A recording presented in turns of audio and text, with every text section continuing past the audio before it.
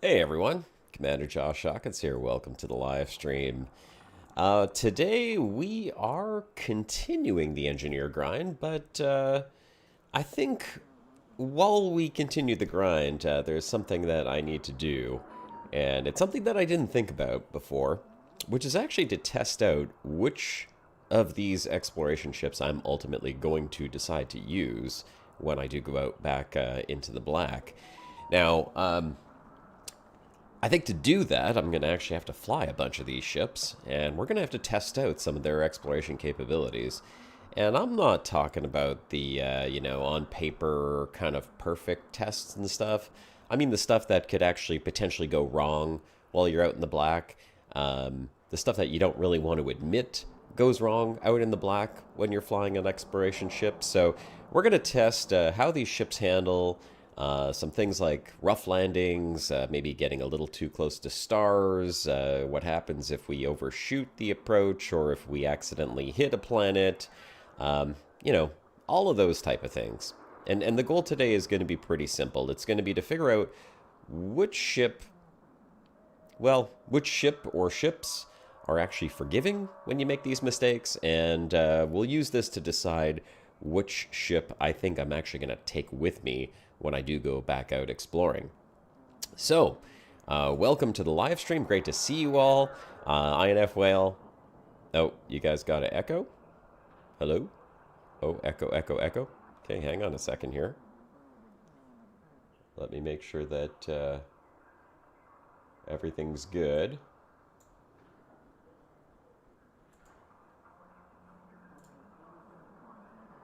Are you guys getting an echo? Or is the sound okay? Sounds good to you? Okay, perfect. I will take that as a we're good to go. Um, awesome. Yeah, so that's what we're going to be doing today. We are going to be testing out a bunch of different ships, and I think the easiest way to do this is we're just going to take the base ship, and I'll start with the smaller ships, and we'll kind of work our way up. Um, we could, we're in Shinraider, so I don't mind replacing a couple of the modules on there and throwing in some A-rated modules just to see kind of better performance than if we just took a base stock ship. Because obviously, if you're going to go out exploring, you're probably not going to go with a stock ship. So we'll replace a few of the modules, but we're not going to be doing any engineering on these ships while we test them. We're just going to test them with some A-graded modules to see how they work out. Oh, you had the stream open in Discord. Okay, there we go.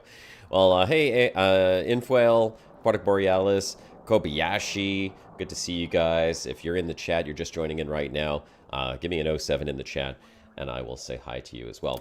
So we'll go ahead, we'll get started with the Sidewinder. And you know what? I would never personally take a Sidewinder out on an exploration journey, at least not a long one.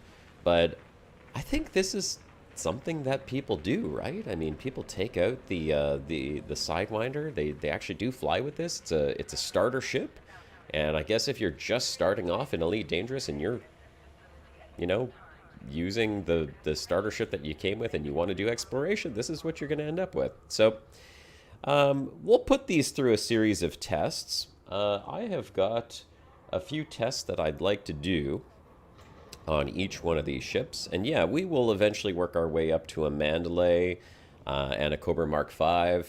We'll test all of these out. But I want to test for how it lands, different types of terrain. We'll try to give it a score. I put a little spreadsheet together here, so we'll keep track of this, and we'll try to get like an ultimate score for each one of these ships based on these tests. I don't know if it's going to be a perfect score or not, but it'll give us an idea. I want to look for things like visibility, how it scoops, how it holds up against heat, what kind of jump it has, maybe some of the super cruise or SCO if it has that, general handling, fuel consumption, and then just an overview of the internals as well. And I think one thing that's really easy to start off with is just the view from the cockpit. To me, this has always been really important from an exploration point of view. For gameplay, I mean, you want to be able to see what's going on. And the Sidewinder actually looks like it has a pretty decent cockpit view. I mean, you could see out the sides. Maybe you don't have a perfect 90-degree angle view here. There's a little bit of obstruction, but it's pretty clean all around. I can see pretty much everything above me and in front of me. Now, it doesn't look like there's any windows down near the feet. That's perfectly fine. Hey, P. Burnsiff, good to see you. And you know what I probably should have done? I probably should have just switched a couple of these internals real quick. To put in some A-rated internals before we go out. May as well, right? We'll do a stock test some other day, but today, if we're going to do some testing, we should at least put in, like, A-rated thrusters, because... Well, actually, maybe it's not A-rated thrusters. Maybe we have to think about what we would actually put in here if it was an exploration build. Maybe D-rated for some modules. Double Sense, good to see you. Alex, good to see you. Let me re-request docking. We'll put this little Sidewinder back in there, and let's think about very simple exploration builds that we could throw together with just the normal modules that you could buy, and we'll see what we could do. Oh, no, we're definitely going to come in hot now. We'll see what we could do with this before we take it out for testing, and see how it actually holds up against some of those mistakes that you make while you're exploring. So we'll bring the Sidewinder back in here, we'll put her down, and we'll replace a couple of the modules. If you're just joining in, we're going to be testing out a bunch of ships today to see how they hold up against common exploration mistakes, so that I can figure out what is going to be the next ship that I take out exploring. Alright, so let's do this. First, let me just fix that little scratch that I put in the paint job. And we'll go over to outfitting. Yes, Aquatic Borealis. Before I go out exploring, I'm going to have whatever ship I decide is going to be engineered for maximum exploration. But that's not what I want to do today. Today, I just want to test a bunch of different ships in common mistake scenarios that you would get in exploring to see how they might hold up. But not just common mistakes. I also want to see how they land, how it handles a high G planet, how it's going to handle heat management if I get a little bit too close to the star, things like that. So to do this, I think there's a couple of things that we'll do. We'll put A-rated thrusters on every ship that we test. I think that's fair, because, I mean, we want to check how maneuverable it is, how easy it is to control when we're coming in to a planetary descent. So I think A-rated thrusters makes sense. Now, everything else, we will just do some very basic stuff on this. If I was going to take this exploring, I am not going to use guns, so we don't need these things. And we'll try to make the ship at least into a semi-exploration ship without engineering it right now. We're starting with Sidewinder. We're going to work our way up, and we're going to test a whole bunch of ships today. Utility. Let's see. What would we want in utility mounts? Would we want anything in here? We don't need... yeah, we'd probably take a heatsink, so may as well grab a heatsink. We're not going to use any of the rest of this stuff. Maybe a shield booster? Would we take a shield booster exploring? Yeah. I mean, sure, we could probably take a shield booster with us. They don't have a ton of mass, especially not on the Sidewinder.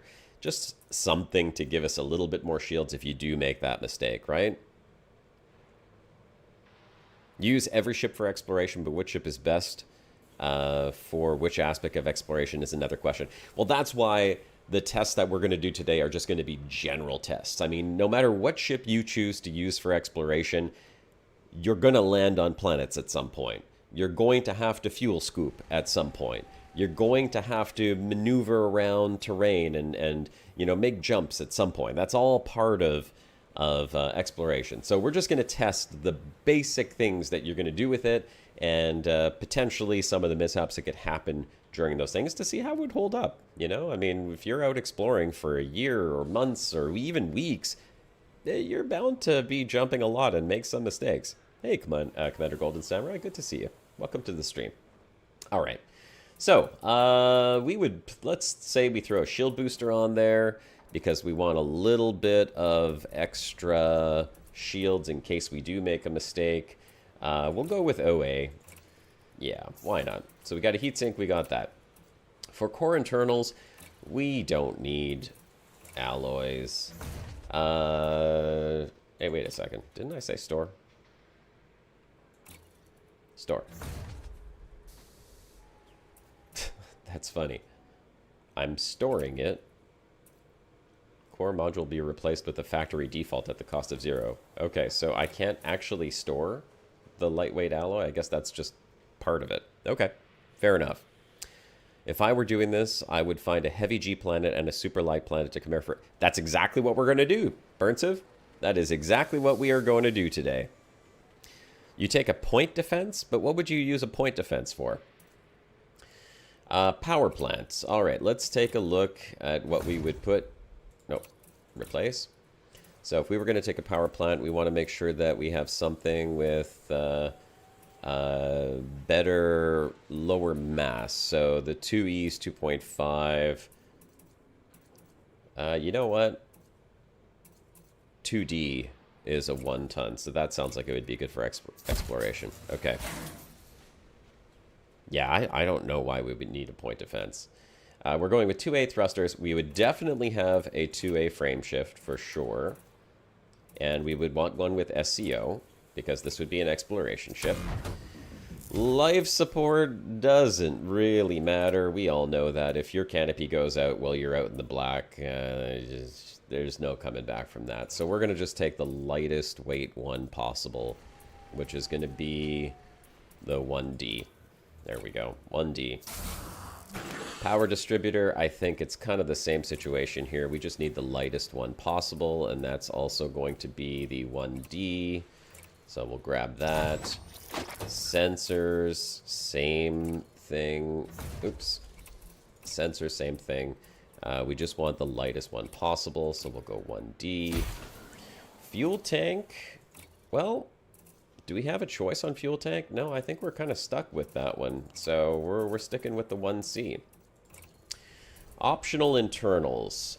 We would definitely want a shield generator, although the size of the shield generator, I don't think it matters that much, right? You have to have a hull. Okay, so that's what the yeah, okay, I get it. That's why I couldn't take that off. Fair enough. We don't need module reinforcements. I would probably take repair limpets. I would most certainly want to have a repair limpet controller. The cargo rack, that's probably not going to be that important for explorations. Oh, actually, yeah, we would need that for the repair limpets. So, yeah, we're going to need to keep the cargo rack. Fuel scoop, definitely bigger is better. But for the cargo rack, let's see here. We are already using a 2E. So we'll just keep that. Okay. Now, fuel scoops. Fuel scoops. Yeah, you know what? Let's do this. We'll put the fuel scoop as the 2. Okay, so we'll go with fuel scoop, the bigger the better. We're going to go with a 2A. Fuel scoop. And then we'll throw the repair limpets on here. Remember, this is just for testing, so it doesn't have to be a perfect... where are we? Repair limpets right there.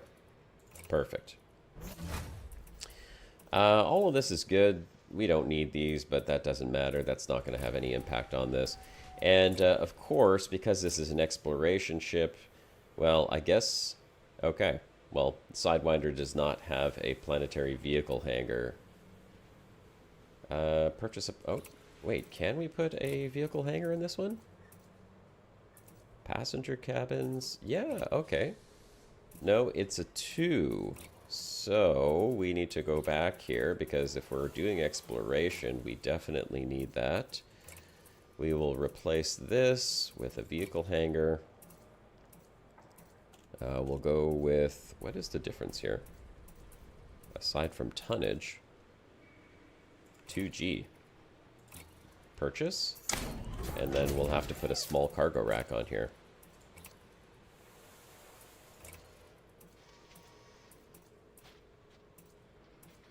Yeah, I'll grab that one.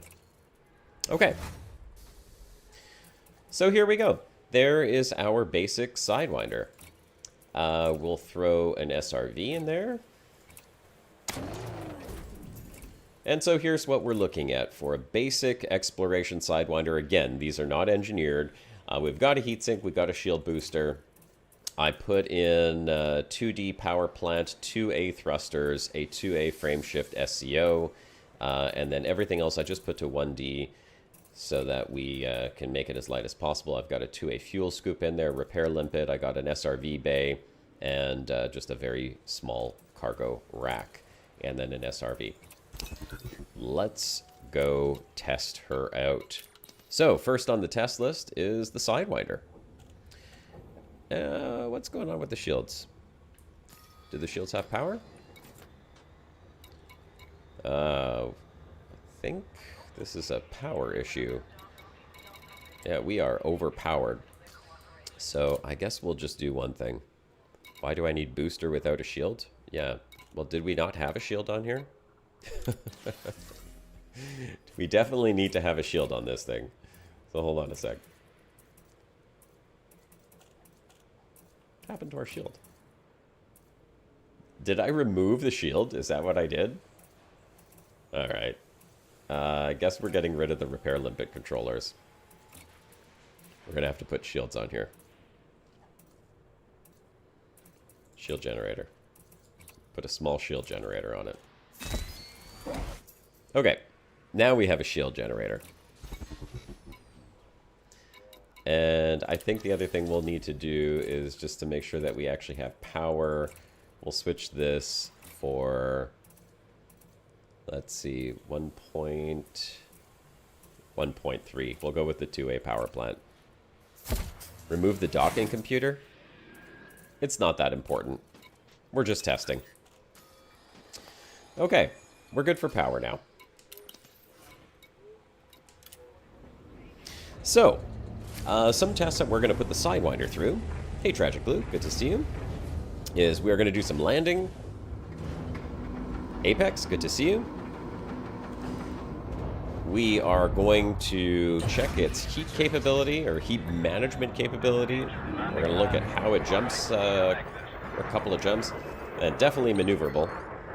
Tiny little Sidewinder, right? And we'll see how it handles on different planetary surfaces while we're testing the landing out as well. Now, because we don't want to go too far, I do believe that there is a planet in the system that we can go and test it out on. There is right here, so we'll just go to A1.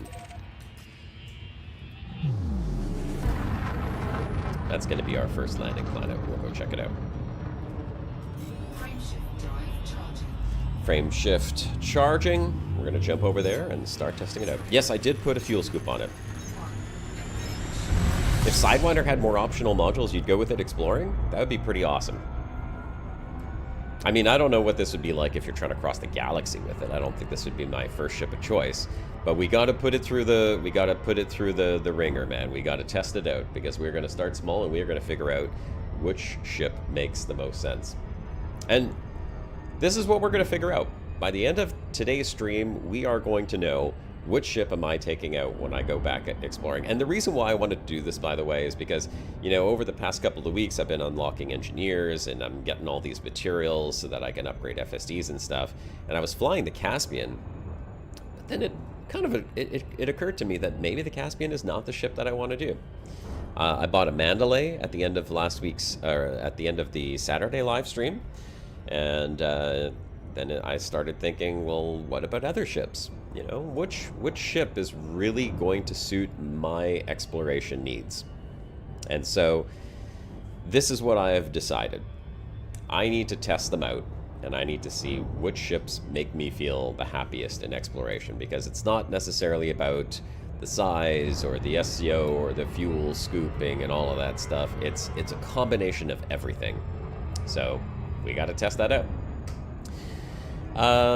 Let's go do our landing test first. I think landing is something that we're going to be doing a considerable amount of while we're exploring. So we are coming over here to Shinrarta, Desra, A1. We're going to go land on the planet and see how this thing goes.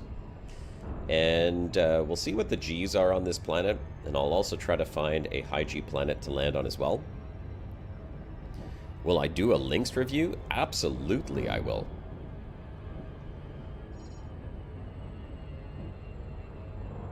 Yeah, well, we'll do a dolphin as well.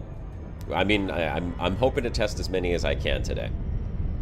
But we're going to put them through some quick tests. We're not going to spend an hour on each one. We're going to try and be as quick as possible, test them out. I'll fly back to the station, grab the next ship, and come back out and do a little bit more testing. So, for landing, I'm going to try and do a fast descent. I will come in as quickly as I can and land on the planet's surface as quickly as I can, and hopefully not take too much damage, but see how the Sidewinder holds up against a rapid descent and landing. And part of that is going to mean quickly choosing a landing spot. We'll pretend it's an emergency landing and try to get down on the ground as quick as physically possible. Here we go.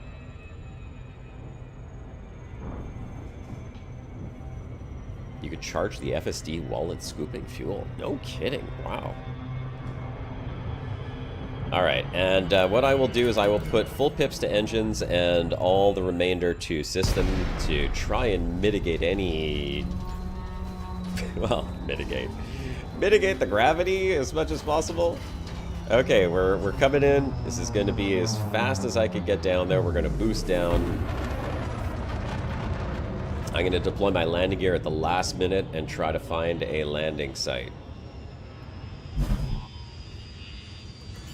Alright.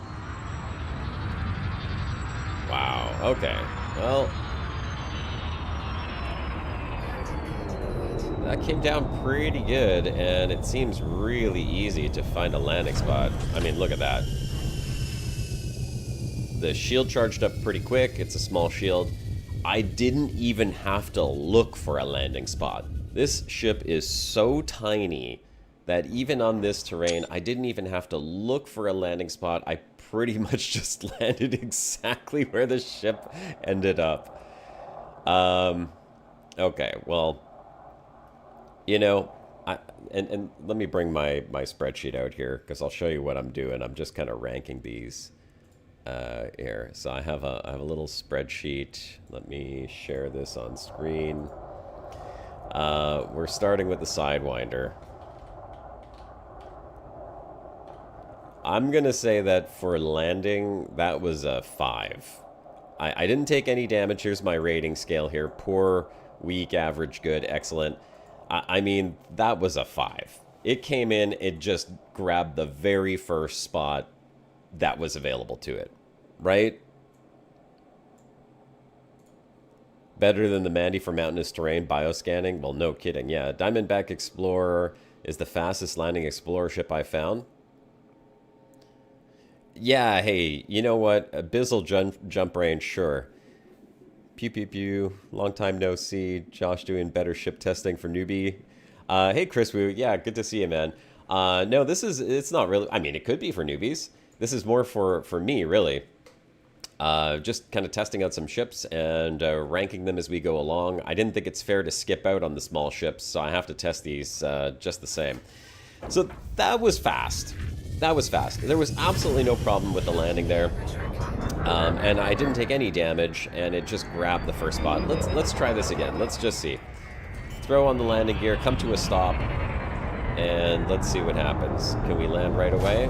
Okay, a little bit of a bump, but that's okay. And look at that. I don't even have to look for a spot. I just have to stop the ship, and it's pretty much landing wherever I go. Okay. Sidewinder definitely gets a 5 for landing. I mean, I wouldn't consider this terrible terrain, but I wouldn't be able to land my Caspian here. I can tell you that much. And I mean, I'm just randomly stopping, and everywhere I go, it's okay. Look at that. It's okay. It doesn't care about the terrain. All right.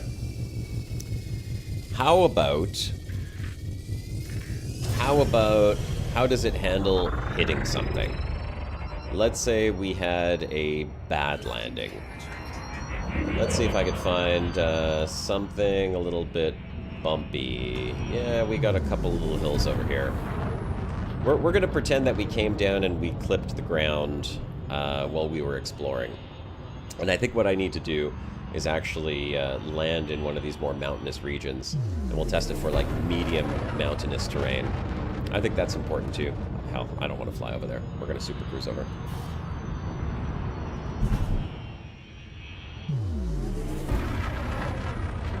Alright, Courier is fun for exploration too, small footprint. I am going to test on high G planets. Chris Wu, definitely. I mean, we got to see how these things handle high G planets for sure. In fact, I do have to check what the gravity is on this planet so that we could do a fair test of that as well. I don't know what the gravity is on this planet yet.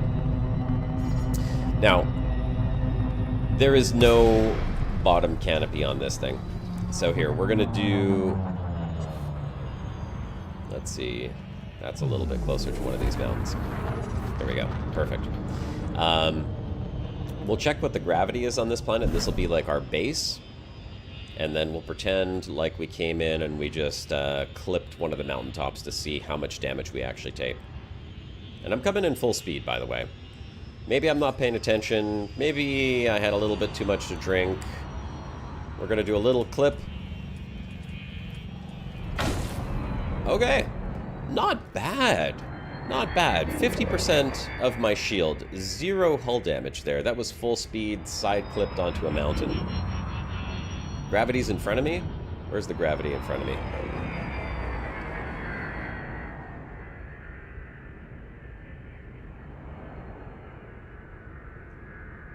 Zero point something. Wait. Where am I seeing the gravity? Oh, right down there. It's 0.99. This is like a 1G planet, basically. Yeah. This is a perfect first test right here. It's 1G, pretty much on the dot. So that wasn't bad. Okay, what about a boost into terrain? What if we are flying and we're just exploring the surface looking for some exo, and we're like, hey, there's some down there, and then we accidentally boost into terrain? What's going to happen there? And remember, we are on 4 pips to engines and 2 to system. So let's boost into the terrain and pretend like we just made a little boo-boo here. Okay. So boosted a little bit more damage.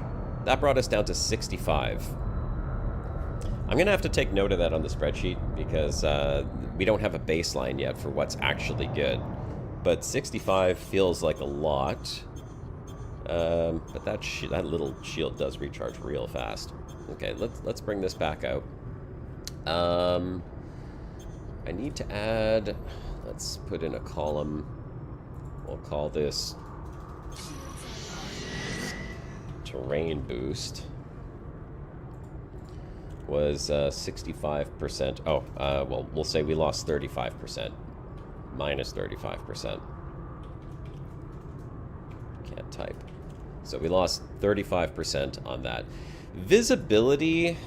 Now, I really like the top visibility. I think that you can see everything up here, which is great. But if you're looking for exobiology, there is nothing down on the bottom. There's no windows on this thing. I mean, the ship's too small to really see anything below you or to add windows down there. So I'm going to give this visibility on 5. I'm going to say it's average because it's not I mean, it's not good. There's nothing on the bottom. I'd say you have to have at least some windows on the bottom to be good.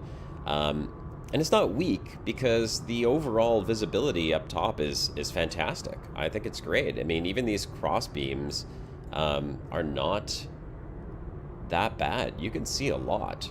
So yeah, we're going to give it a average rating on visibility. Okay. Let's test out some heat. Hello, Quiz Show. You love using biweaves with enhanced low power? Yeah, you know what? I probably should throw on biweaves here, but I just put on regular shields for this one here. You died like that and lost 6 billion in exo? Yeah, see, but that's why we're going to test this. And we're going to try and test this on every ship because I think this is important. These are the type of mistakes that happen, right? The tests have no sense. You missed crucial piece. Adding special effect by engineering changes gameplay. Alex, you are absolutely right. Keeping in mind that if I were to test all of that stuff, it would require me to engineer each one of these ships, which we're not doing. So this is just to give us an idea of how the ship handles in general. We can't speak for how it would handle if it's engineered. Obviously, that's a completely different type of gameplay right there. But we can at least see how it handles in some interesting situations that you'll likely find yourself in if you're exploring. Spooky in Twitch says, the crater needs souls. Yes. I remember that quite well, Spooky. That's, I think it's in the intro to the broadcast, too. We have that little clip of the crater consuming all of those ships. We could do a straight down into the ground kind of test, but I would rather... Maybe we save that for last. That's the last test that we do. Yeah, I think that's fair. We'll do that as the last test, considering we have the time for it. All right. Where is the star? Let's go do some fuel scoop heat management tests. And if you guys can think of other accidents that might occur while you are exploring, please let me know and I will consider adding them onto the test list. So, I think the next test, we're going to need, let's see, what are we going to need for this one? Do we time it? No, you know what we'll do? We'll drop down into the exclusion of the star. And then we will jump back to Super Cruise to see how much damage the ship takes from heat. Okay. Alright.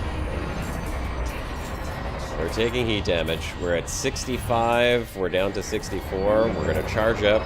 We got to wait for the FSD to cool down. I mean, this is the painful part right here.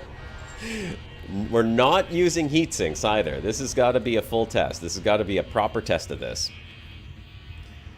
Did I do the flying between two stars test? No, I did not do the flying between two stars test. Okay, so far, I mean, the heat spiked when we got into the exclusion zone, but it's managed to cool that down. We're not taking any heat damage right now, so that's good. Now we're going to charge FSD and go into Super Cruise and see what happens. Frameshift drive charging. Heating up slightly. Oh, I should have aligned to the escape vector first. Okay. Not bad. I mean, I'd say it didn't even break a sweat. Okay, now because of the fuel scooping, it's breaking a bit of a sweat, but let's see. It's got up to 107. And now it's dropping back down. So maximum temperature was 107. I lost 1% of my hull.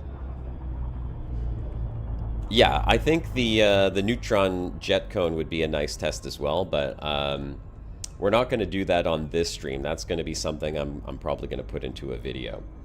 So let's see. For heat, we got up to 107, and we only took 1% damage. I'm putting that on my spreadsheet. 107 degrees and 1%. Not bad. I mean, not bad. I would feel pretty comfortable if this was me actually in this ship. Oh, hey, Spike. Spike's right over here. So, yeah, I mean, if that happens, which it definitely does happen, where you accidentally hit a star once in a while, I would say that was pretty manageable. You could make that mistake several times, and especially if you have an AFMU or you've got some repair limpets or something, you can correct that quite easily. You're not exploding just from accidentally flying into the star. Also have to worry about module integrity damage for the heat. Yeah, no, you're absolutely right, Aquatic. Okay, so you guys think I should go into the neutron jet cone. The thing is, and I know that there is a neutron star nearby here. Where is that neutron star? Hold on a sec. Let's go over here and do this. Where is that neutron star? It's not that far away, but I don't want to spend tons of time jumping back and forth. I know there's one right near here somewhere. Does someone know what the name of the neutron star is that's near the system, so I don't have to like go searching for it on the map? Just kind of like, I know there's one within a couple of jumps of Shinrarta. Jackson Lighthouse, thank you. Jackson's Lighthouse. Okay. Yeah, you know what? It's 147 light years. I don't think... Is there one that's closer? I felt like there was maybe one closer than that even. Hold on a sec. I could have sworn there was one that was considerably closer, because I remember, like, as I've been jumping around here doing engineers, there's always been one within like a jump or two of Shinrarta. White Dwarf. Yeah, no, you're right. Hold on. Let me, oh, no. White Dwarf V886 something. I don't know if White Dwarf is a good test, because White Dwarf could just end up killing us if we go into the exclusion zone. Flying through it, yeah, I mean, that's a good test. That is a decent test right there. We'll put the White Dwarf on and see. Yeah, it's right here, V886. You're right. And can we jump there and... No jump available. Hang on a sec. We got to put some other stars back on here. Yeah, if we know that it's right there, then that's fine. Toggle all. There we go. Okay. All right. Yeah. Let's test it. We'll test it in the jet cone. Let's go test it in the jet cone. Let's see how it does. Frameshift drive charging. I mean, it's one jump away, so that's perfect. So we'll do the landing test, we'll do a heat test, we'll do a jet cone test. I'm not going into the exclusion zone. I think that's just a waste of time right there, because I will most likely... I don't know how many ships could even survive in a White Dwarf exclusion zone. But what we'll do is we'll go into the jet cone, and we'll try to jump out of the jet cone. That's probably a good test. How's that sound? See how long... What do you guys think? What should we do before I jump in here?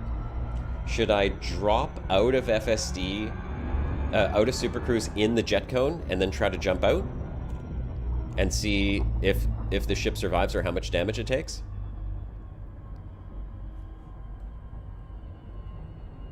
Yeah? I don't want to go into the exclusion zone. Which planet? Try charging? Okay, so try charging in... Okay, so first we'll try charging in the jet cone and just see how that does. I don't really have much of a rating for this, but see how it gets thrown around. Maybe that's... Frameshift drive operating beyond safety limits. Frameshift drive supercharged. Yeah, there's nothing hard about charging in that jet cone. What are you saying here? Have you seen that planet that passes through the jet cone of a white dwarf? No, I have not seen that. That sounds kind of cool. It also passes into the exclusion zone? Okay, how does that work? If you're landed on the planet, it goes into the exclusion zone. Do you just, like, insta-melt? Okay. I'm going to turn around. I'm going to go back into the jet cone, and I'm going to drop out of Super Cruise in the jet cone. I don't think I've ever done that before, so this ought to be interesting. I mean, this will be a good test, at least. Can you... Okay. Oh, now... So there we go. Oh, this is... Yeah, this is going to be bad. I'm just getting thrown around here. It's sucking me in. That's crazy. Oh, yeah, we are not going to survive this, boys. So this is probably not the right test. But it does at least tell us whether or not this would be fatal. And it kind of looks like right now it is going to be fatal. At least to this little Sidewinder. I don't know. I don't know. Oh, yeah. We are... This little Sidewinder is done. Okay. So, the Sidewinder is not jumping out of the jet cone boost on a white dwarf. Thrusters online? Could we still get out? No, we are done. So, I think the lesson with any white dwarf is don't drop out in any jet cone, don't fall into the exclusion zone. Just a bad idea all around. And so the Sidewinder does not pass this test.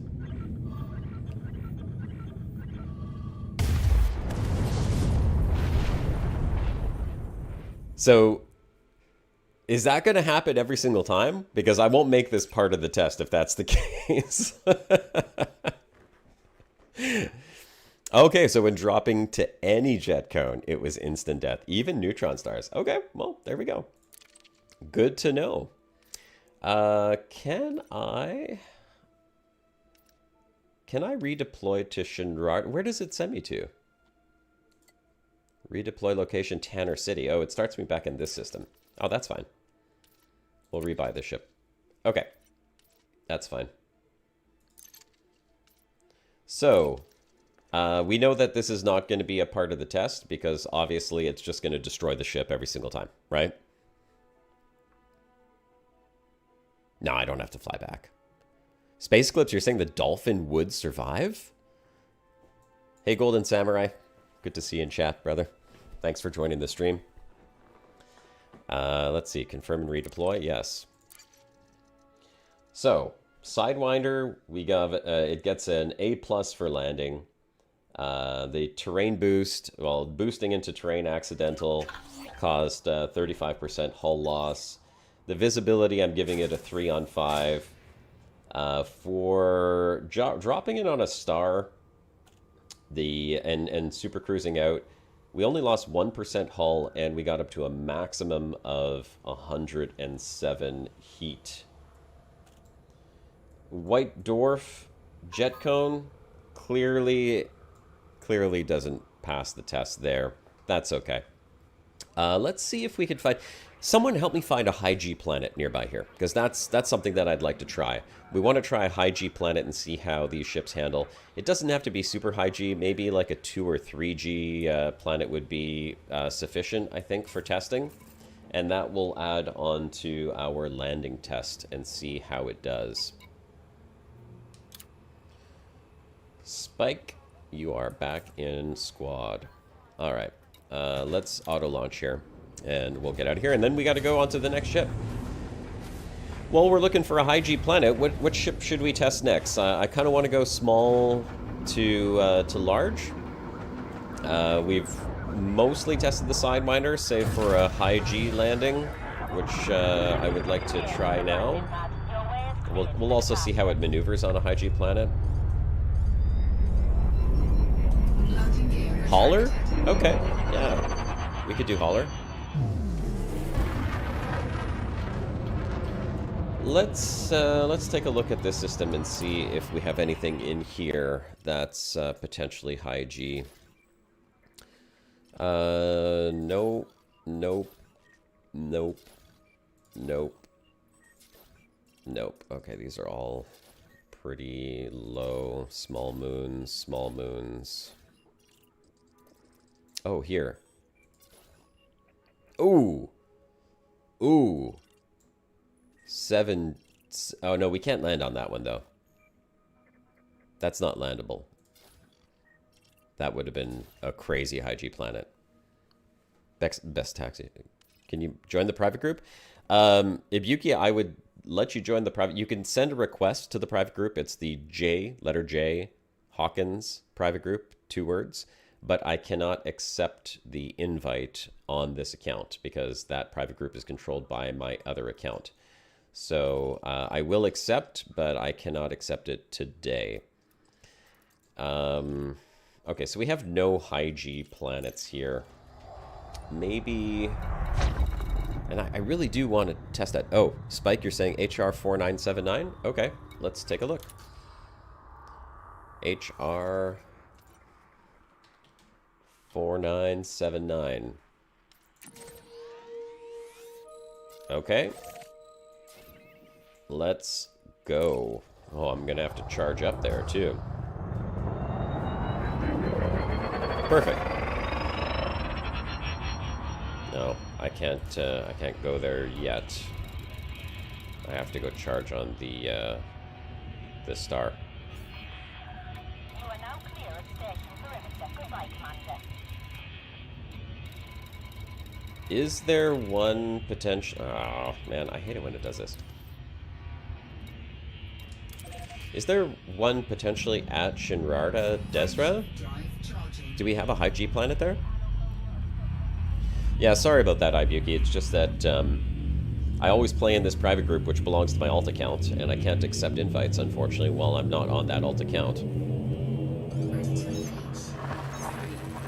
Oh! I just jumped to the wrong system. Like a big old dum-dum. We'll check for high G planets in this system. Oh, I can go into Shinrarta. I mean, I have a whole ton of ships already parked there that I purchased, and I have a lead status. So that is not a problem. Okay, let's take a look. Maybe there is a high G planet in this system, maybe through sheer luck. How lucky am I going to be? No, probably not lucky at all.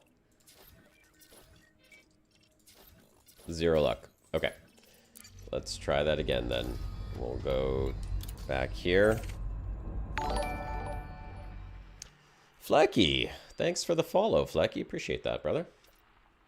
All right, it was HR 4979. 4979. Nope. Why did we lose the HR? HR 4979. Okay, there we go. So it's 2 jumps. We're already set to that.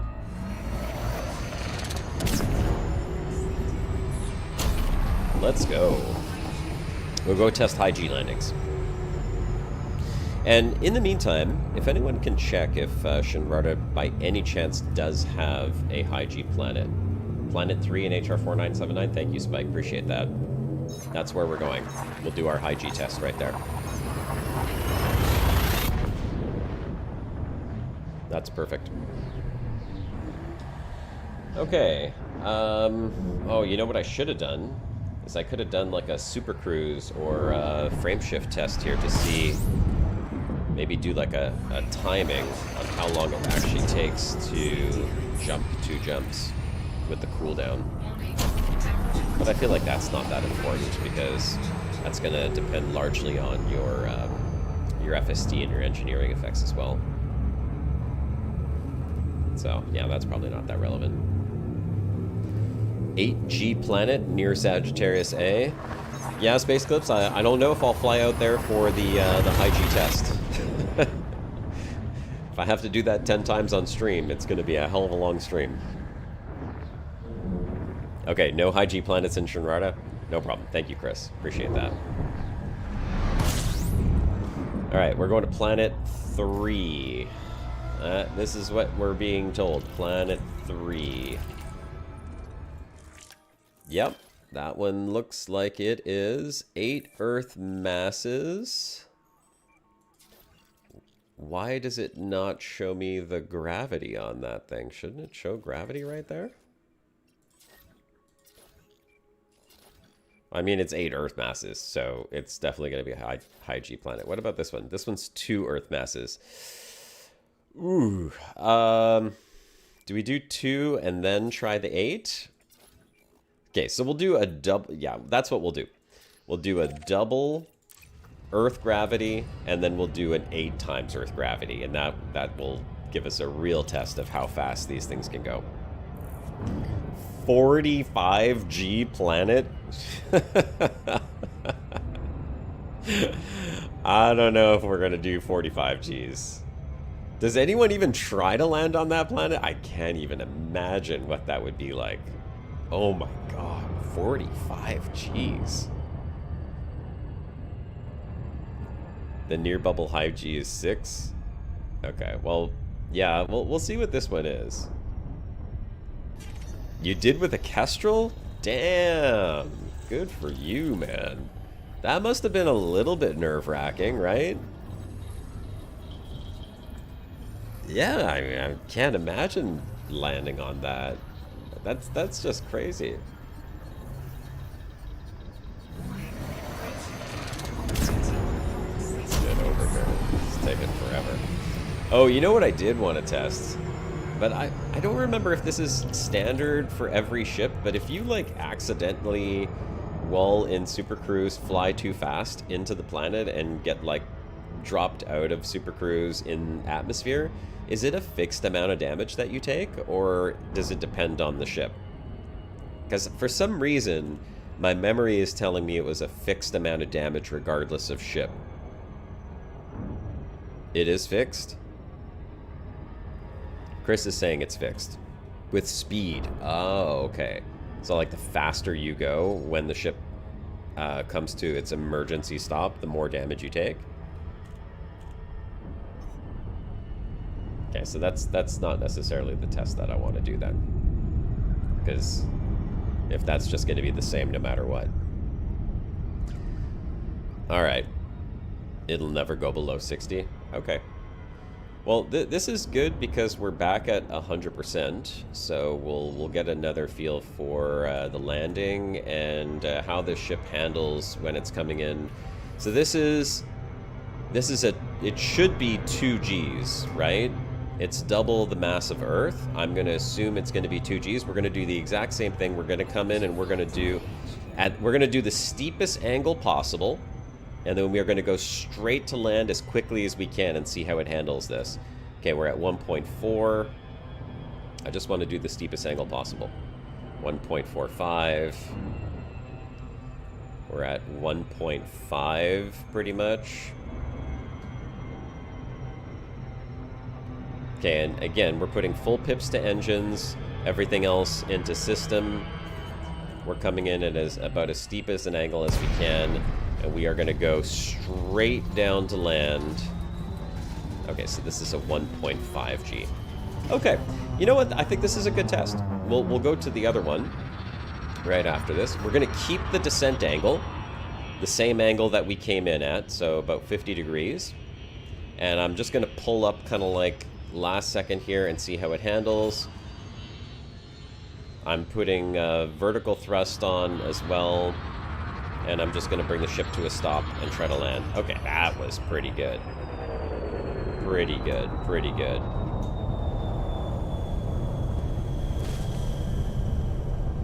I'm surprised it doesn't want to land here, though. Oh, yeah, okay, there we go.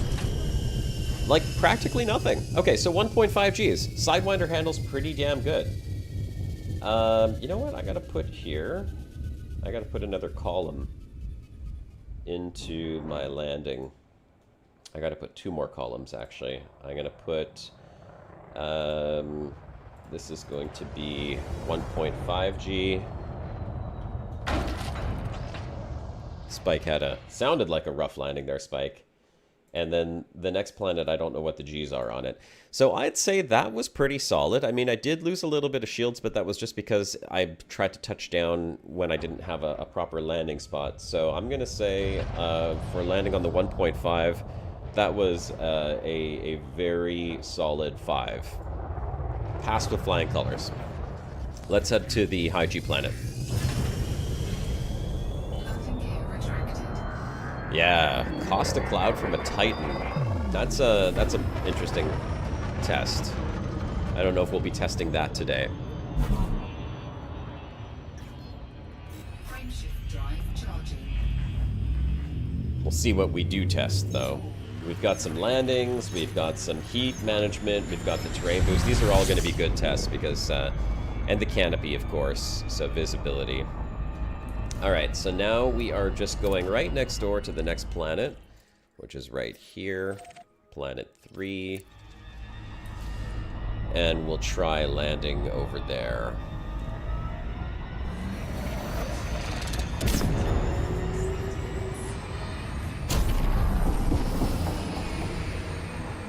Right over there.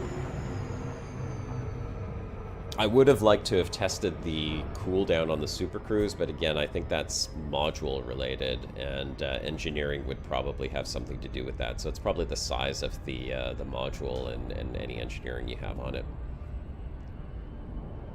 Interdiction and escape from Ganker, one of the script tests. Because I'm just kind of testing these for exploration, I feel like that would not... I mean, I'd like to test that. I think that's actually a really good test if we're just testing ships in general, but for exploration purposes, you're not going to find yourself being interdicted and having to play that game at all. So we won't be doing that today.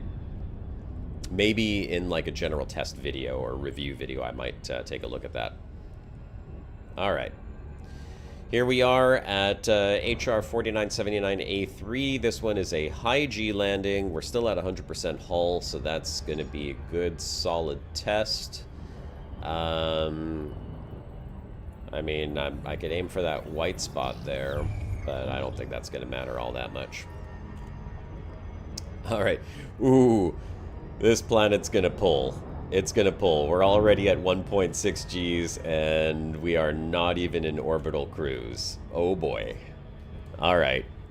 This will be a good test. How many Gs is this planet? I don't know. We'll find out. I'll mark it down on the spreadsheet after to see how many Gs we're at. All right, same thing.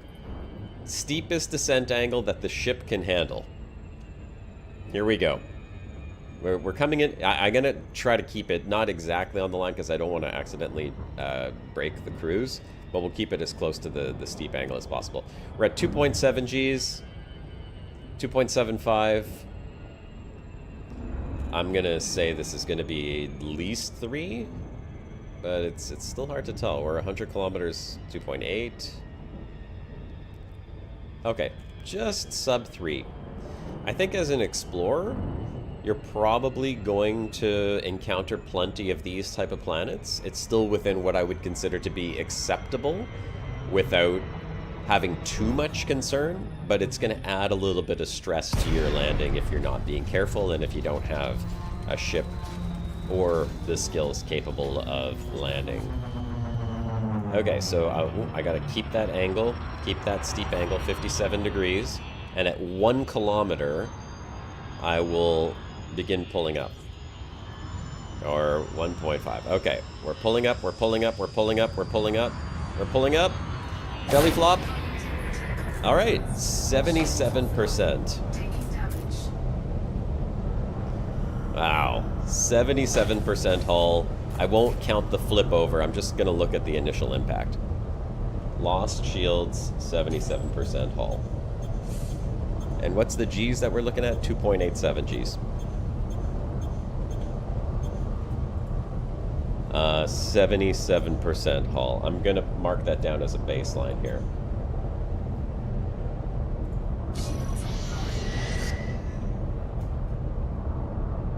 So we lost 23% on impact. Full shields, 23% hull. Not bad. Okay, let's get the shields back online. And let's just see how this ship handles a little bit of close to the ground flying on a high G planet. I'll try to keep it below 50 meters. I'm gonna go full speed and just see what the handling is like if we're just doing a little bit of silliness and flying near terrain. I'll try not to crash into anything. But in terms of maneuverability, not bad. Not bad. You can hug the ground, and I don't feel like I've lost any control at all. Okay, so in terms of handling itself in a 2.8, 2.9 G planet, the Sidewinder is very capable here. I'd have to see what it's like on some turns, but we don't have any cliffs or anything to fly into, or any canyons to fly through. So I'm just trying to skim the ground a little bit. Okay. Little bit of damage. Little bit of damage. Not bad. Let's go get the next ship. I'm happy with that. So we've got visibility, we've got landing, we've got high G landing, we've got sort of medium G landing, and then the overall handling, I'm gonna say it's a good. It's definitely a 4 on 5 for handling. This thing is agile, it's fast, it's light. I mean, it's just super responsive. So I'm gonna give it a 4 on 5. Sidewinder is a very capable little ship, and overall I'm pretty happy with that. Fuel-wise, I mean, I'm pretty much out of fuel, and I only did a few jumps, so I don't know if the fuel is great, but that's because it's got a tiny little fuel tank. So on fuel, I'm gonna give it a 2 on 5. I'm gonna say that's pretty weak. And then I'm not even going to try to grade it on internals right now, because I have no idea what the internals are going to be like once it's engineered. Akenar has a 6.7 G world. It's in the bubble. Not sure how close. Yeah, I want to keep it as close to Shinrarta as possible so that we can test a whole bunch of ships during the stream. Because I've got about 2.5 hours to stream, and I want to try and test at least 5 ships today. I'd like to do the hauler.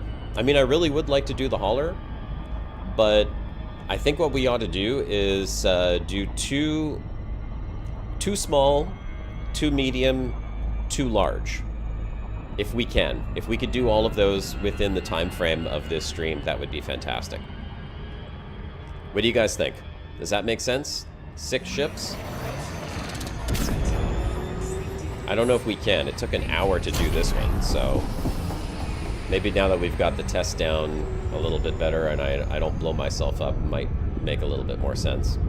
Cobra Mark 5 next? Okay, done. Everyone else good with Cobra Mark 5? I'm just gonna go scoop and then jump to Shinrarta.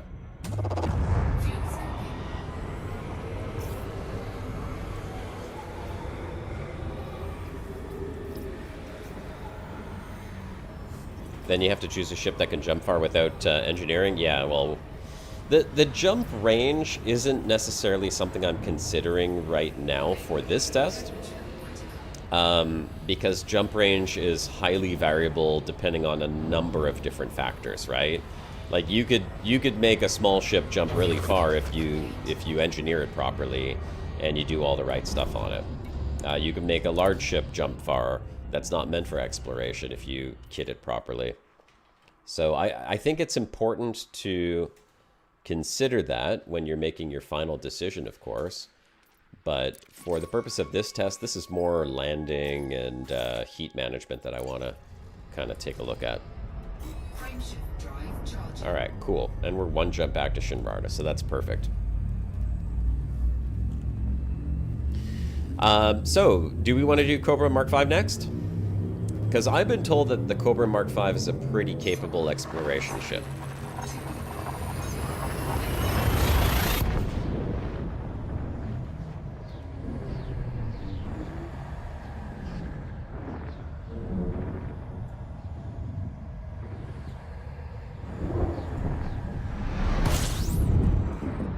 Alright, and I have a Cobra Mark V already sitting in station, by the way, so if we are agreed that that's the one we are going to do.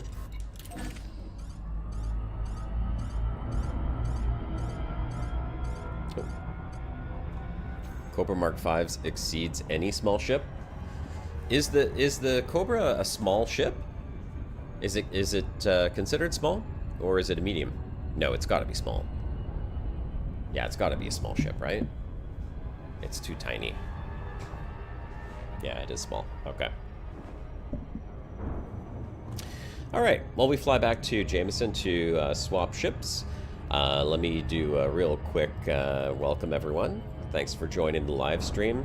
If you're joining in wondering what the hell is this guy doing flying a Sidewinder right now, today we are testing out different ships for their exploration capabilities, but not in the same sense as what you would normally think of exploration, you know, fully engineered, all of that stuff.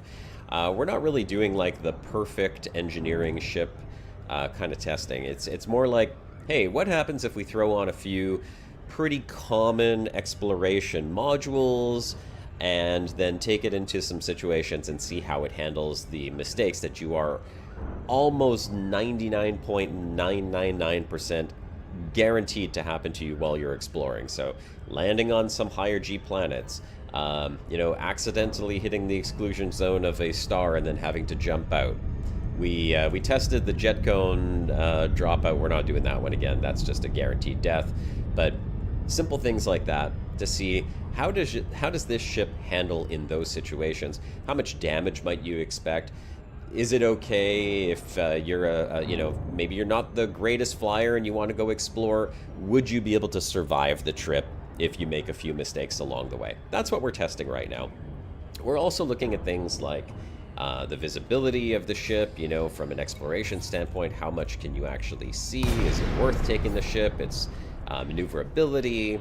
We're kind of secondary to that. We're also checking like the fuel capacity, the fuel efficiency as we make these jumps. And in part, I'm also looking at the jump range. I didn't have to do a whole loop around to get to a star that's 19 light years away. I was able to do that in one jump. So we're going to rank these ships based on that. And we're going to be testing about 5 ships today. We've already tested the Sidewinder. So we will go and test one more small ship, and then we'll try to test 2 medium ships, and then we'll test 2 large ships. Should have a decent idea as to how, if you want to take one of these ships exploring, how it might hold up. And these are unengineered, of course, but it should give you a baseline idea as to how well they hold up.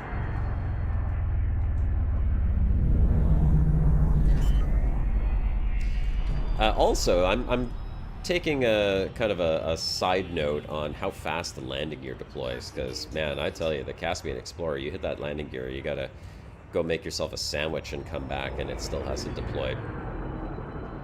Not to say that's a bad thing, but if you're doing exobiology and you're using the ship to jump around, sometimes it's a pain in the butt if you want to get from one place to the next. 99.9% Explorer mistake, forgot to check the fuel and stuck without refuel system star.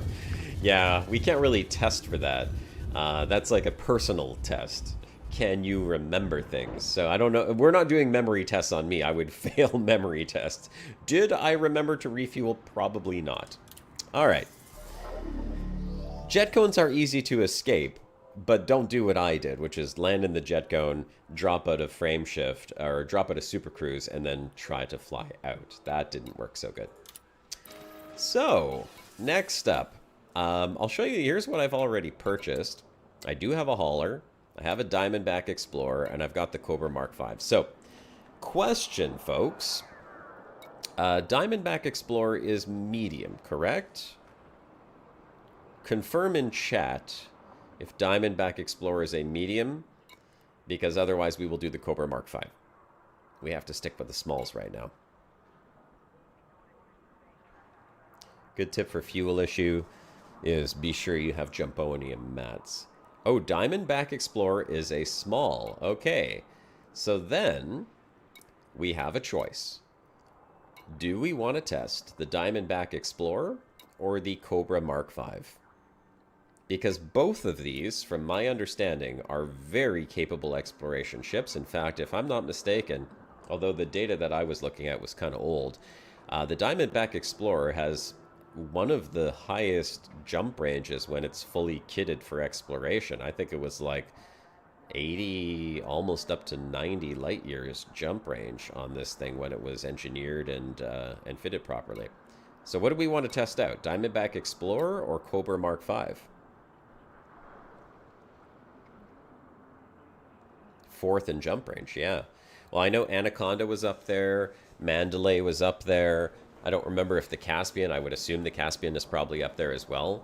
And Diamondback Explorer. You vote DBE. Long live the bubble taxi. All right, well, let's put it to vote. There's almost 30 people in chat here. Let's get as many votes as we can. Just put DBE or Cobra C5. C5 or DBE. Put it in chat right now. Let's see which one gets the most ratings, and that's going to be the next one we take out. And we've got both of these. Cobra's fastest ship in SEO too. Well, that's kind of cool. All right, we got 1 vote for DBE, 1 for C5, 2 for C5, 3 for C5, 4 for C5. All right now Cobra is looking good. Cobra. Okay, another Diamondback. We're 2 for Diamondback and what? 1, 2, 3, 4, 5, 6 for Cobra. Are we going to get any more votes in here, folks? Okay, well, I think the Cobra is the clear winner, at least from this.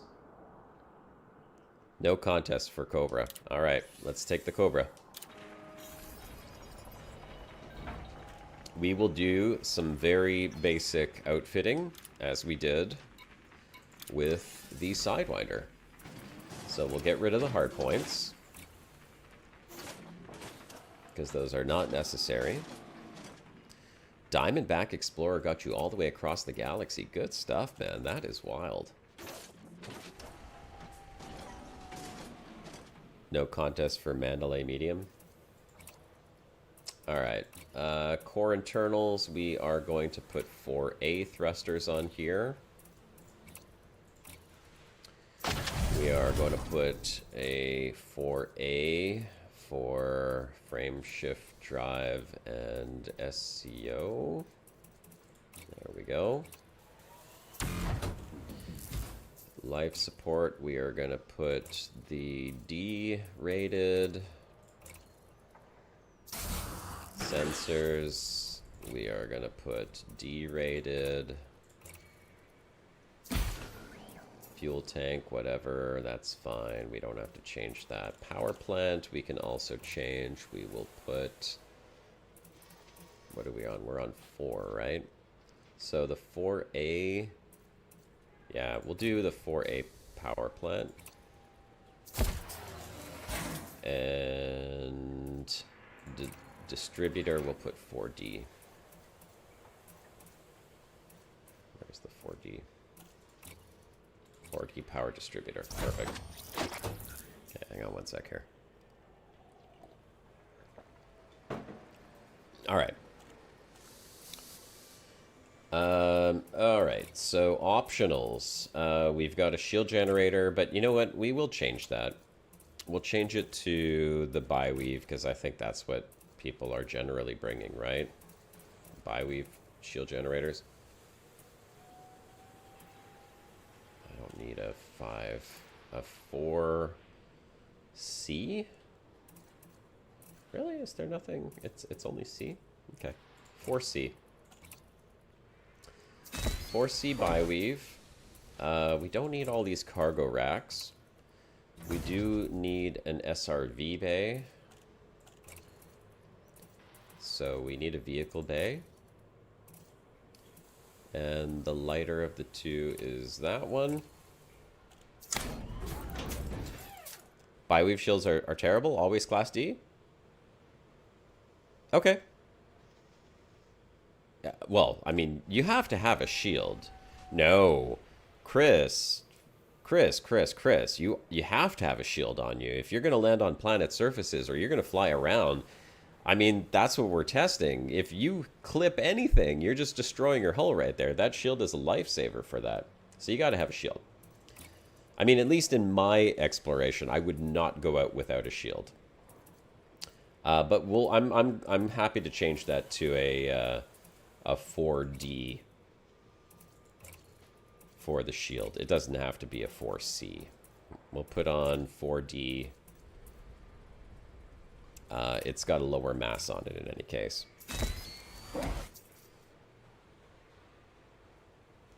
You'd skip any ship that doesn't have good SEO handling. Out in the black, you'll come across multiple star systems where you need to try. Yeah, absolutely. Absolutely.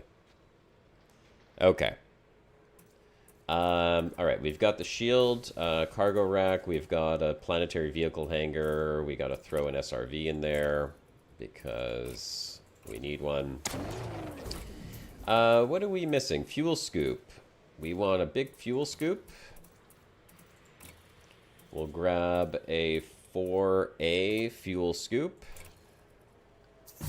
No. We need the scoop. The scoop is important. We have to have the scoop. And we'd probably throw on an AMFU. AFMU. AMF, did I say? AFM. Throw one of those on because that's something we would have on there. I think we're good with that. I don't think we need anything else. The only other thing that I would put on there, obviously, would be like, you know, repair limpet or something, just something extra. But for the purposes of this test, I think we're good. For utility, we are going to throw on the heatsink because it would be on there, and it has mass, so we have to make sure that there's at least one on there because that's going to be realistic. And then outside of that, I don't think I would have anything else on here. So, oh, and one shield booster. We'll throw in an OA shield booster. That would be, in my opinion, my bare minimum. Okay. We should be good for power. It's not relevant for what I'm testing right now, Devil Sons. But, you know, if we were doing like a proper review of like exploration ships and their capabilities, yeah, absolutely, I would definitely test that out. But just for what we're doing today, that is not going to be necessary. Okay, let's go. So, first thing is... I put an AMFU on there already. You've never used an AFMU? Well, I hope you never need to. But I was Commander 40% for a very long time in my Asp Explorer. Because accidents happen, and that's what today is all about testing, right? Testing out those accidents.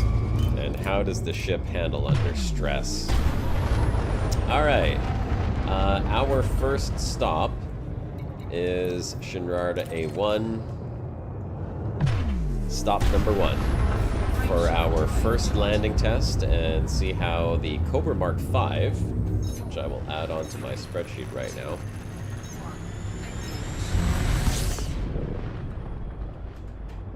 Cobra Mark V. Landing test will be number 1. Test out the SCO while we're heading over there.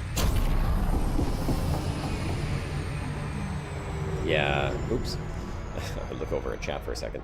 How can you not use it when traveling Neutron Star Highway? I mean, yeah, you kind of have to, right? Because if I'm not mistaken, just charging the Neutron Stars, you're taking module damage, so you need to have that AFMU, right?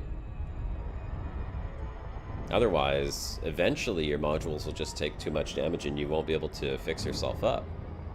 So AFMU is kind of a critical component. And then for me, you know, if you're doing any type of planetary landing, you're doing exobiology, you need to have a shield on there. Especially because landing, I mean, just one little bump on the ground, it doesn't even have to be big. You were thinking you could land, and then the terrain changed, and you touched the ground. If you don't have shields, you're just destroying your ship like that.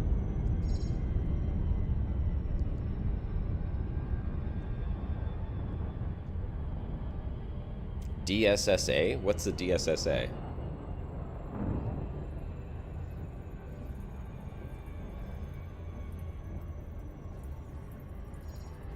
Alright, here we go. What is our descent angle on the Cobra Mark V? It's going to be the same, I'm guessing, 60 degrees. I think only the Caspian has a steeper descent, right?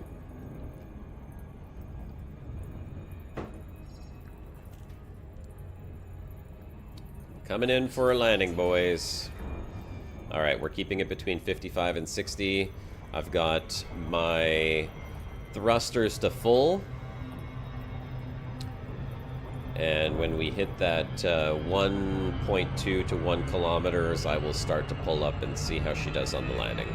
Cobra Mark V landing test number 1. I'll even give it a boost, because why not? Okay, 4, 3. This is our 1G planet. 2. Okay, start to pull up, throttling back, lowering the landing gear, and we are going for instant land. Instant land. Landing gear deployed. Oh. Okay, that was about as good as the Sidewinder. I didn't have to choose a landing site. We are not on smooth terrain here. This is relatively bumpy terrain. Near perfect. I mean, I did hit the ground a little fast because I was pushing vertical thrusters downwards, so I lost a little bit of shield. Again, why you need a shield. But I would say that the Cobra Mark V, at least for the first landing attempt, was definitely a 5-on-5. I will take off and we will do a quick landing gear retraction here to see. Okay, that was fully retracted. We'll do a boost. I'll throw landing gear out again, and we will try a second landing wherever we stop. Landing gear deployed. Stopping the ship. Going down. Okay. Can't get a spot right there, but pretty quick. No spots. Okay, I will say that was somewhat bumpy terrain right there. Spike's got a little eagle. Oh no, that's not an eagle. Is that a... That's a kestrel. Okay, second landing was like a 4. But that's still pretty good. Still pretty good. Some people think A-class thrusters are important. Well, I'm using A-class thrusters right now. I'm so parched. Oh my god. I'm like trying to talk. I feel like I'm gargling sand right now. Bad Big Dino. 07 right back at you. Okay. So the second landing test, pretty good. Pretty good. We'll do one more here. I won't boost this time. I'll just stop and see how she does. Okay. Yeah. Okay, so the Cobra Mark V and the Sidewinder, I mean, it has a bit more of a profile, this one. It's definitely wider than the Sidewinder, but it's, I mean, the footprint on it is so small. It may as well be a Sidewinder just with a wider body. It lands super easy. You don't have to pick a landing spot. It just kind of plops itself down. So I'm going to say that for landing, I'm giving the Cobra Mark V, same as the Sidewinder. It gets a 5-on-5. All right, we need to test terrain boost. How is it going to have the maneuverability on this thing is crazy too. I want to say that it's, well, okay, granted we're on a 1G planet right now, not a high G planet, but in terms of maneuverability, this thing is like, it's super responsive. Okay. Let's do a little clip into the terrain, and then we will do a boost into the terrain, and we'll see how that handles. You know, we could do a heavy landing as well. I don't think we did that before, just where we kind of come in hot and land on a regular G planet with the landing gear down. Alright. Let's come over here. I did do a little clip off of the side of a mountain in the last one, so kind of have to test that as well. We'll test it right on one of these peaks with no boost, and then we'll boost into the terrain.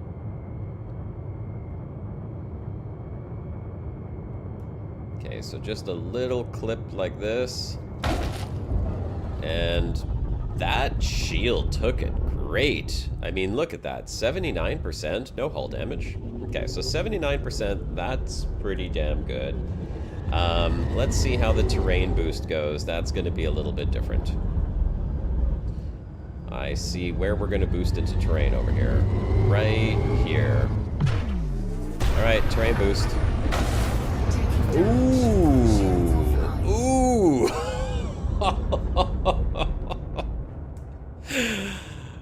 Okay, well that definitely hit harder than the Sidewinder did boosting into terrain. We have 14% hull left.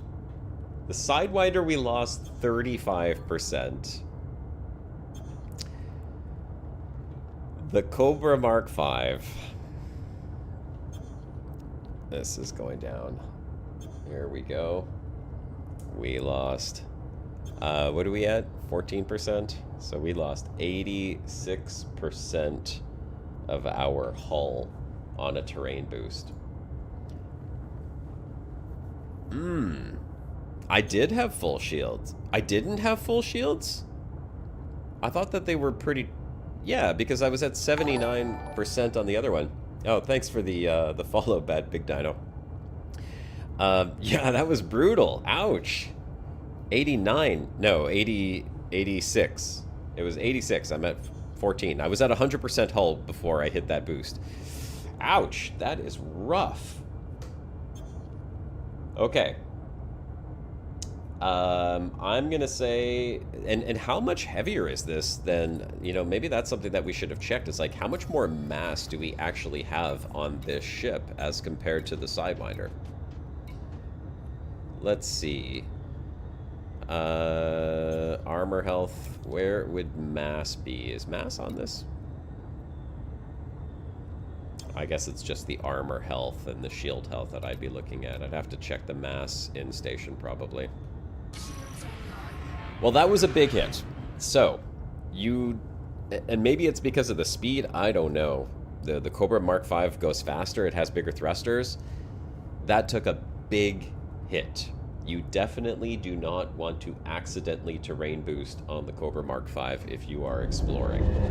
I can see if you had taken just a little bit more damage prior to doing that and having that one little mistake, you're going to be in a lot of trouble, especially if you're multiple thousands of light years away from inhabited space. Okay, there you go. Thank you, Pawn. So Sidewinder is 25 tons and Cobra 5 is 150 tons. So that extra 125 tons makes a big difference in terms of the impact damage if you accidentally boost into terrain. Hefty, hefty damage. Okay. I'm going to have to go repair before we go do the next test because at that little hull, I don't want to blow up before we go do our heat tests. So we'll just go back to Shinrarder, I'll repair, and then we'll go do our heat tests. And then we will go do our landing on high G planets, on medium and high G planets, and see how they do. Damn. Oh, I was at 88 shields? Well, I should be 2 pips on shields. That's fine. It was 2 pips on shields. But 88% on shields. So that would not be an accurate test because I was missing 12% shields. But I don't think it would have made a huge difference. I mean, 12% more shields. I still went down considerable. So we'll say that maybe it's not going to be left at 14% hull. Maybe it would be at like 25 or something like that with that additional shields on there. But it's still a significant hit. It's definitely a lot more than losing 35% of my hull versus losing 80+%. Oh, the Cobra 5... Wait. 45 and 230 tons? Yeah, if I was using 4 pips, it would be different, but I'm not using 4 pips on shields. I'm keeping the test consistent where I'm keeping 4 pips in engines and putting 2 in shields, because I'm trying to maintain more maneuverability than shield strength.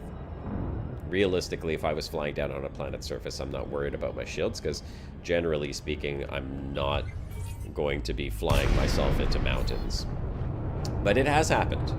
And the reason I'm testing it is because I know for me, when I'm trying to capture footage, it has happened more than once, where I've been flying around and accidentally pressed a button or clipped the mountainside unexpectedly or unintentionally. All right, we'll go repair and then we'll go do our high G landings and check out heat management.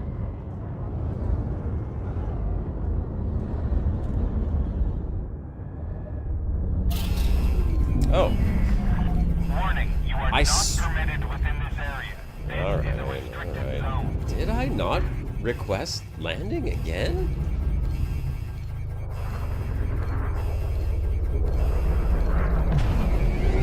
Why do I keep doing that? I swear I did. Landing permission denied. Okay, we'll try that again. Request docking, please. Request denied. Clearance denied. Oh, come on. Don't be like that now. Request denied. Resubmit request within range of station. Landing permission denied. Alright, we'll turn around. Stay on course and resubmit docking request when in range. I swear I requested. This is the second time that's happened, though. It's like maybe my fingers are going too quick.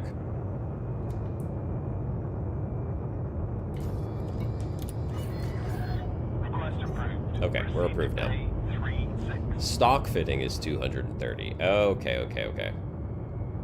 So yeah, we'll check with the while I land to repair. We'll check what kind of weight I'm at right now.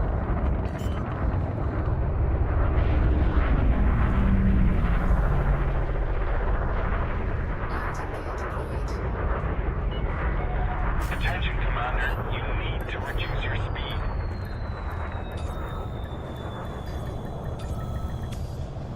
Okay, let's repair up. I'll pay my little fine for speeding and trespassing. Docking successful. Engaging docking restraints. It's good to have you with us, Commander. Get those out of the way and fix this up. Where can I find my my ship mass? Where would I find that real quick while I'm in here? Can I find that in outfitting? So far, which ship is winning? I've done Cobra and Sidewinder. Well, I have to go do the landing tests on the high G planets for the Cobra right now, Birdsiv. I mean, right now, the Sidewinder is so far winning numbers-wise. But we're not doing all tests, right? This is more of like a durability and survivability test. Okay, so where's my mass? Speed, pitch, jump, retracted, deployed. Where would I find the mass of the ship? Cycle ship specs. Hold on a second. C and Z. Here we go. Total mass. Here we go. 213 tons. I'm not sure what the 630 is, but 213 tons is where we're sitting at for the Cobra Mark V. All right. So 230 is considerable. We are going to the next system, which is HR... Oh, what was it again? HR... No, we're not going to go do the jet gun. Here we go. HR 4979.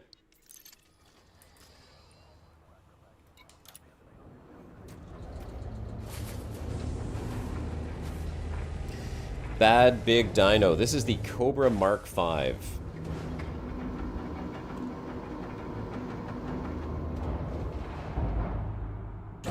Yes, it is pretty as a ship. I'm not gonna lie. The Cobra Mark V is a very nice looking ship. It looks more like a military version of the Sidewinder. Landing gear retracted.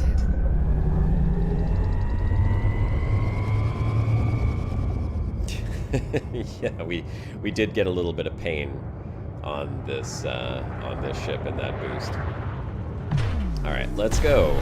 We've got 2 landings to do. We'll see how it handles, and we'll see what the maneuverability and handling is like on that near 3G planet. Drive charging.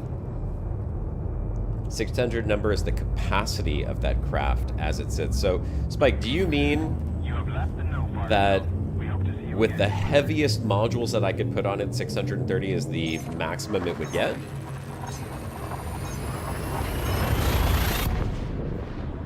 That's it?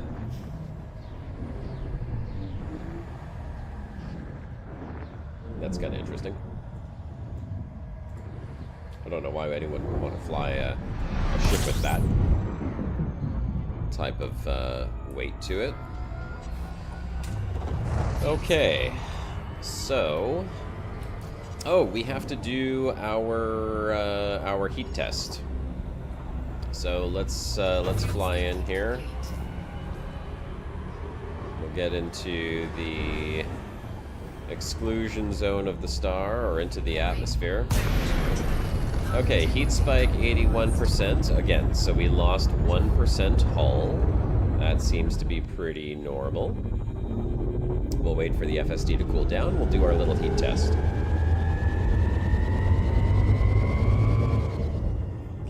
So on the Sidewinder, we got up to 107 degrees, and we only lost 1% of our hull. But again, I think that 1% of the hull that we lost was just from entering into the Corona. To make the capability greater, increase thruster power. Okay, gotcha. All right. Let's see how the Cobra Mark V handles charging the FSD inside a star's Corona. Here we go. Charging. Oh, hold on a second. That's a little unfair because we're near another ship. Let's fly away from that ship so we're not mass inhibited. Let's just get away from it because we didn't have that on the Sidewinder. Okay, perfect. That should be good now. We'll charge up FSD. Frameshift drive charging. Let's see what we get to.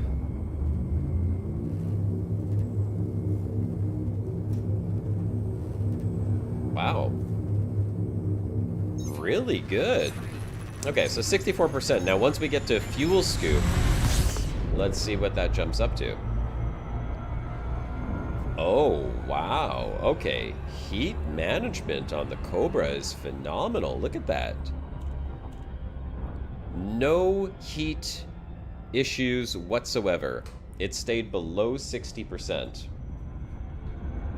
60% and 0% hull loss. 60 degrees and 0% hull loss on the heat. Not bad. Not bad. Okay, so that's really nice, actually, because that's something that is much more common when you're exploring than anything, is accidentally hitting the star when you're fuel scooping. Now, I mean, technically what I ought to do, if I really wanted to test that, is I should fuel scoop, and while I'm fuel scooping, drop into the exclusion zone. Yeah, you know what? We're gonna reshape the test for the bigger ships. I'm sure the Sidewinder would have probably handled this really good, but I think if we're gonna test this properly, it's got to be while we're fuel scooping that we accidentally drop into the exclusion zone, because that's generally when it's gonna happen. We're already fuel scooping, we're grabbing fuel, and while we're doing this, yeah, I know the ship is fast in SEO. So while we're doing this, oh look, the heat management is perfect though. Okay, I don't think it's going to make any difference at all. Full fuel scoop, and we're sitting at 61% heat. Okay, so this ship has 0 heat issues whatsoever. It's barely even, it's budging, it's not budging at all. Hey, Adamantium, good to see you. Andy K, good to see you, my friend. All right, heat management on Cobra Mark V is definitely a superstar. Oh, hey, you guys wanted to see what interdiction was like, even though that's not necessarily a exploration thing. It seems like the Cobra Mark V handles the interdictions quite well. It's very smooth.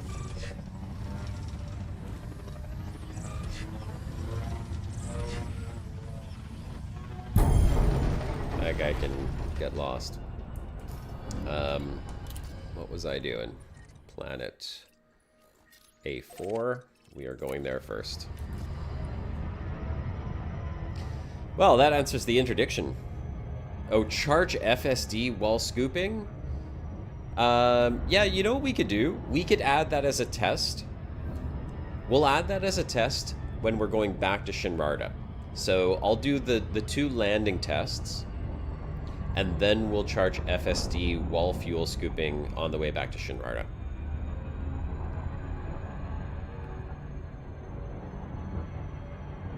I think that makes sense.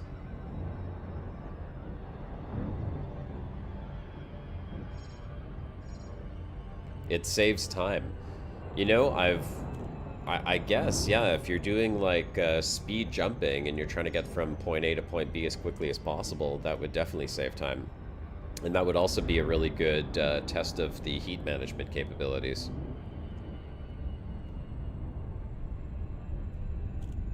All right, let's go do our... So first we have, for landings, we have 1.5 Gs. So this is just a slightly above 1G planet, 1.5 right here. We're going to do a landing test, see how it handles. And then we're going to go right next door to the 2.87 Gs and see how it handles landing there. We're going to do the same thing, pulling up at around 1.2 kilometers above the planet's surface, coming in at the steepest angle, and maintaining that until we get to 1.2 kilometers above the planet's surface. And let's see how quickly we can land and what that looks like. So maximum angle, we're at 57, 58, perfect, coming in hot. All hail all caps, yes. That was the last stream. You guys can continue that if you'd like. Doesn't hurt my eyes. All right, boys. 1.5 G planet. How does the Cobra Mark V hold up? Maximum throttle. I've got the pedal down as much as possible. And I will throttle down at 1.2 kilometers and pull up and see if we can land. Throttling down now, pulling up, deploying landing gear, a little bit of horizontal. Ooh, it's gonna be rough. Oh, okay. Well, someone go back a second. What did I get down to? Was it 31% shields when I first hit? Can someone back the video up just like 2 seconds and tell me what it was at? Because I did a second bounce there and I didn't catch it. I thought it said 31% on the first bounce or the first hit. I mean, the shields absorbed it all. Didn't take any hull damage. So that's pretty good. But that was a bit rough. I'm not gonna lie. The horizontal thrusters, or the vertical thrusters rather, did not really save me from that. There was no recovery from that descent. I'll do another landing test here though while we're here, just to see what it's like. This is relatively flat terrain, but the landing is easy. The footprint is small, so it's really easy to land this thing. Okay, someone double check what we hit at.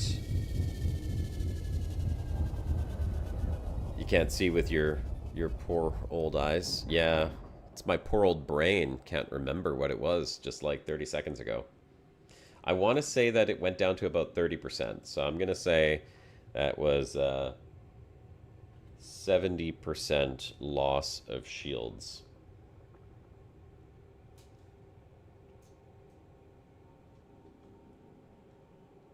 You struggle with red writing? The shield's number is in blue.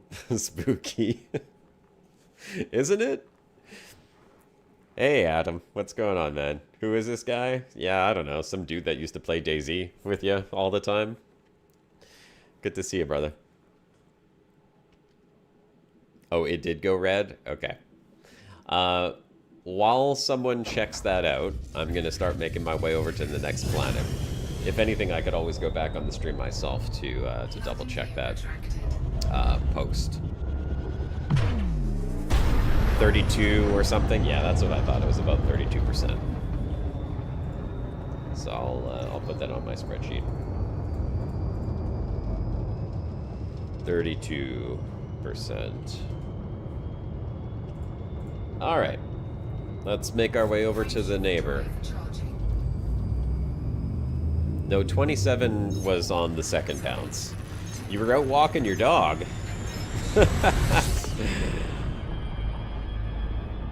Yeah, Adam, things are going good, man. Things are going good, brother. I saw you were playing Armor Reforger the other day. I guess you're checking out Daisy 2 on Arma Reforger. How's that going?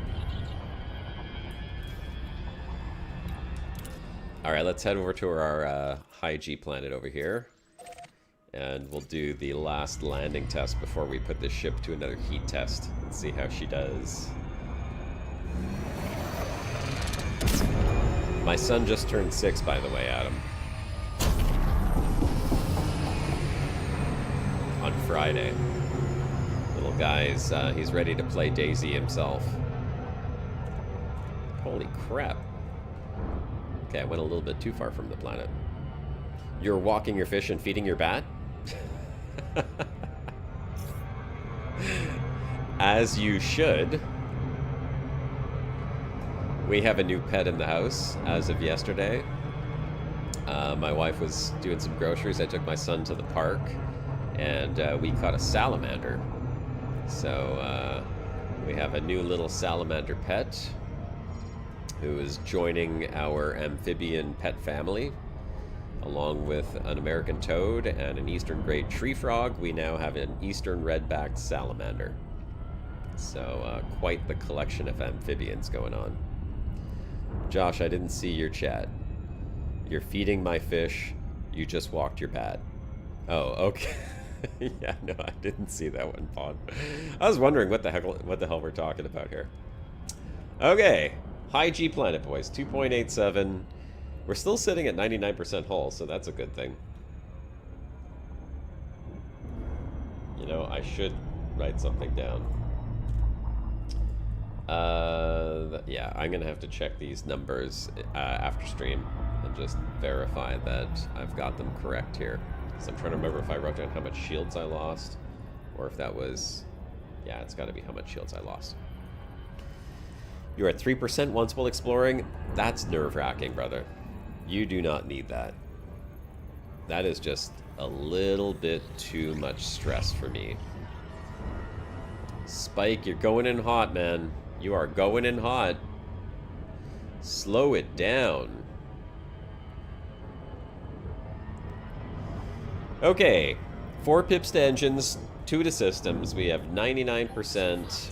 Let's get down to our descent angle right here and prepare for our... I wouldn't say this is high G. This is more like mid to high G. You almost broke your shields while docking. You should see how fast that ship is in SEO. Yeah, no, I do have to check it in SEO. That's a good test, actually, the SEO test. But SEO is not going to break the ship. I'm more worried about testing things that are actually going to break the ship. Okay, throttles to full. This is good. This is... I have a bad feeling about this one. I think this is going to be a rough landing.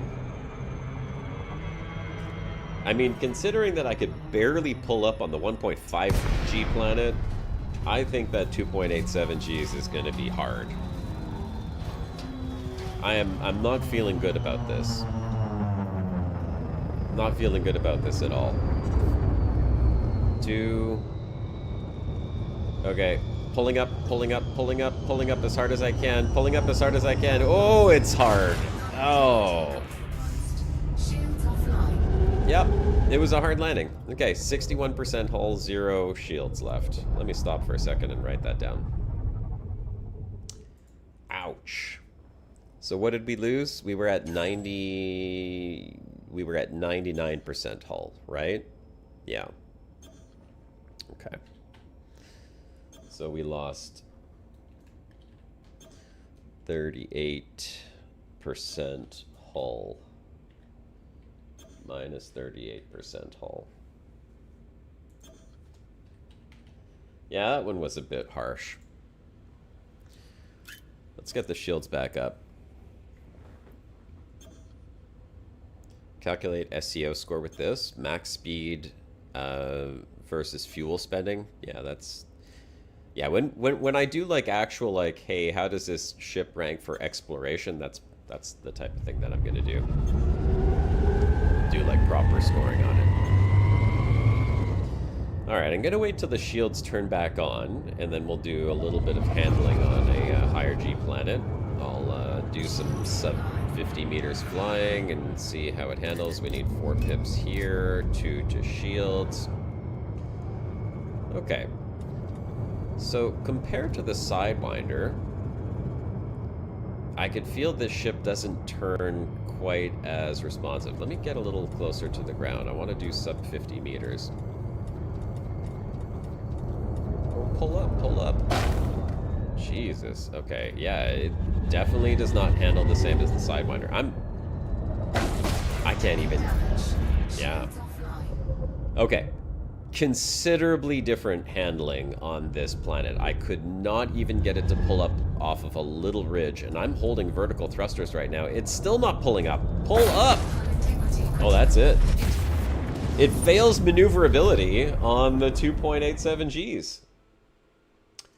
I'm going to say maneuverability was a definite fail. I could barely pull up from sub 50 meters just going at a moderate speed. Okay.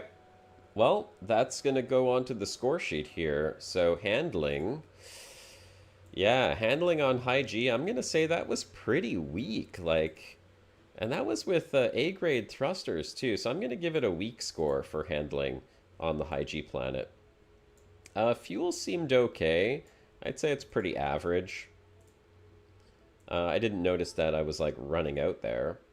But that handling was very, very bad. And I'll check the visibility when we're back in station here. Yeah, no, I needed to boost out of there, but I mean...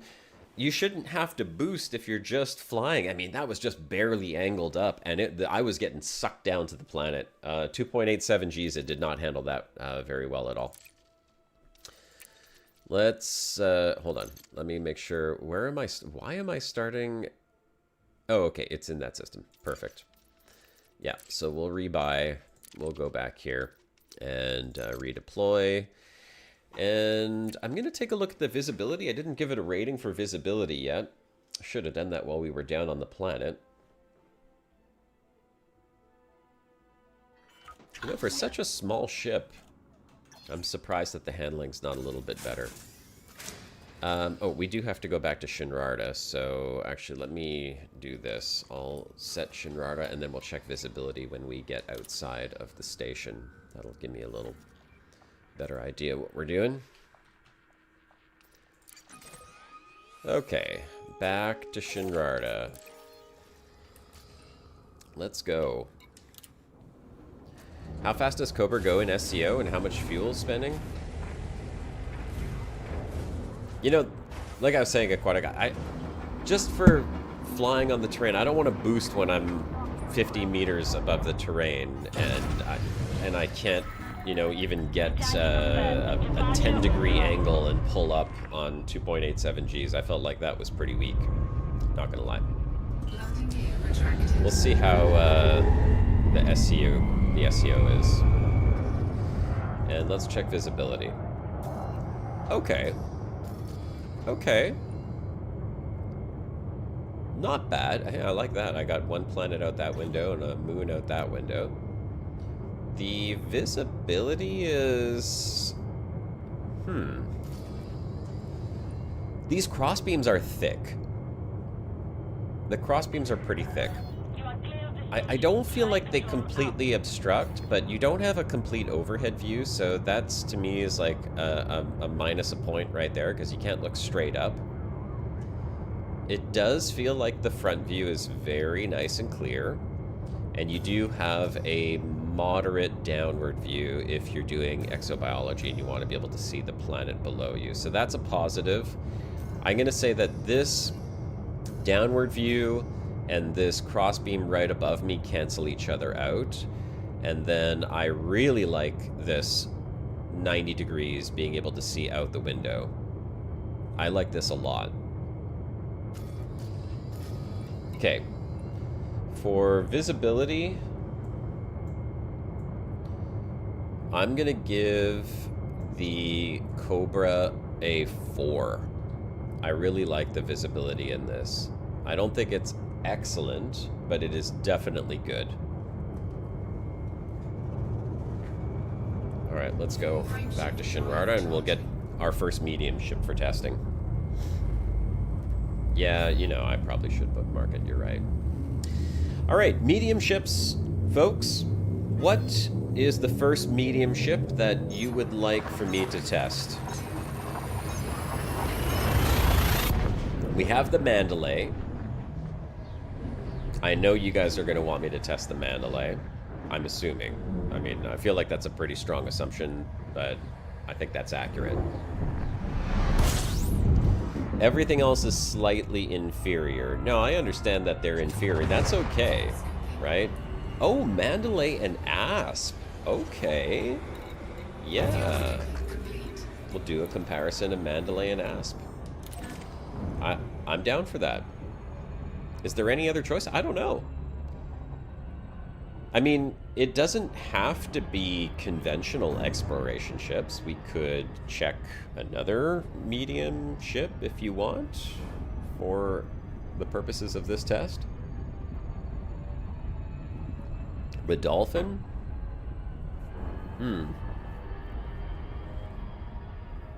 Didn't want to consider Diamondback Explorer? Well, I did. We put Diamondback Explorer to vote as a small ship because the Diamondback is a small and we were weighing that against the Cobra. So the vote was for Cobra rather than Diamondback Explorer.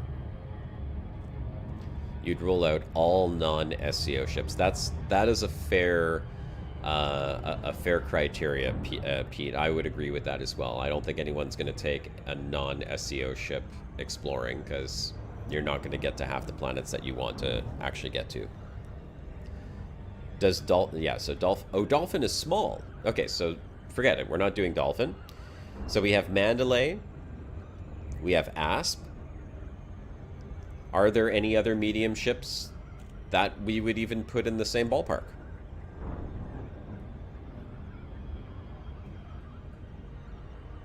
Or is that it? Mandalay and Asp. The Beaky Boy? What about the Krait? Is the Krait a medium ship?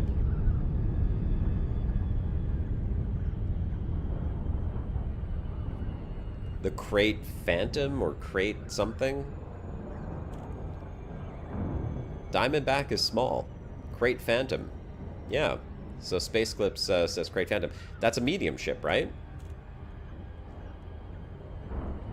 And that's going to have an SCO FSD.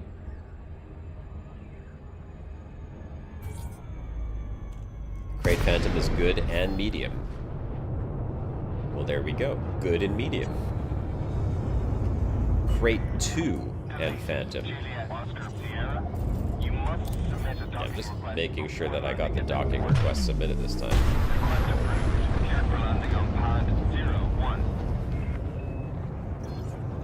Phantom does not good SZO. It does not good. Okay.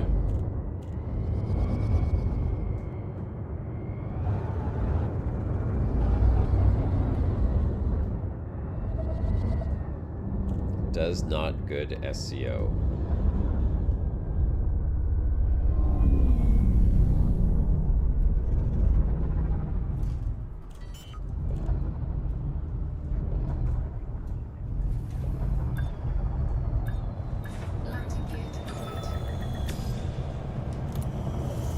Krait.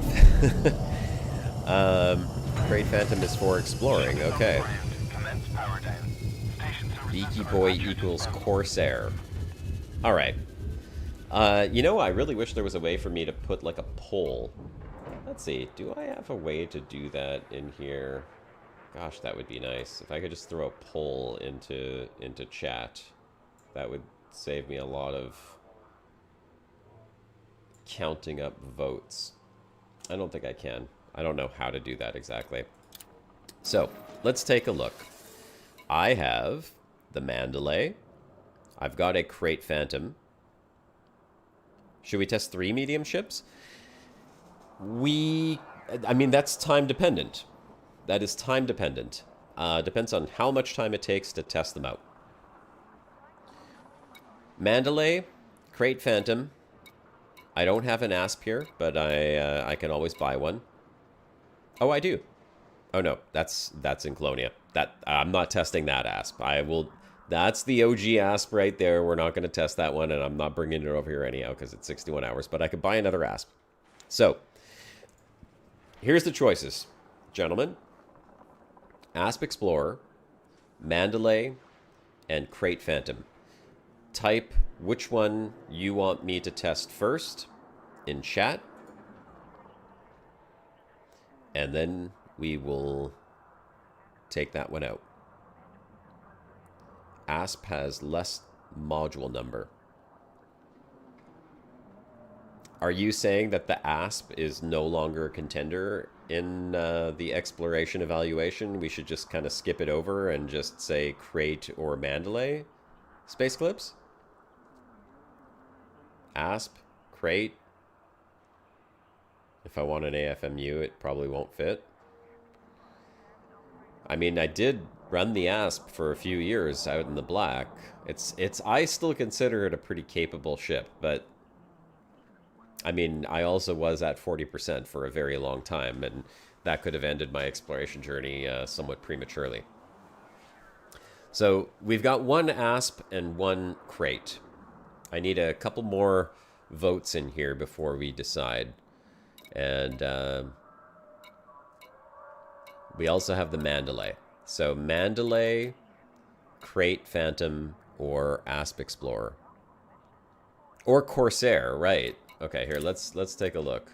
Where's the Corsair?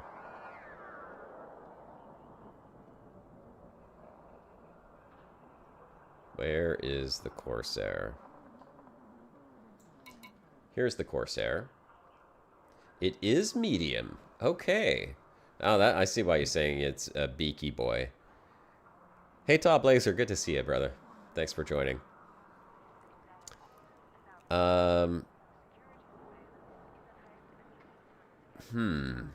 Okay, so yeah, Beluga Liner is a large, so that's definitely not in the runnings here. Okay, so there's Corsair. We're taking a vote on which ship we need to test next. You give up. Krait. Okay, Krait.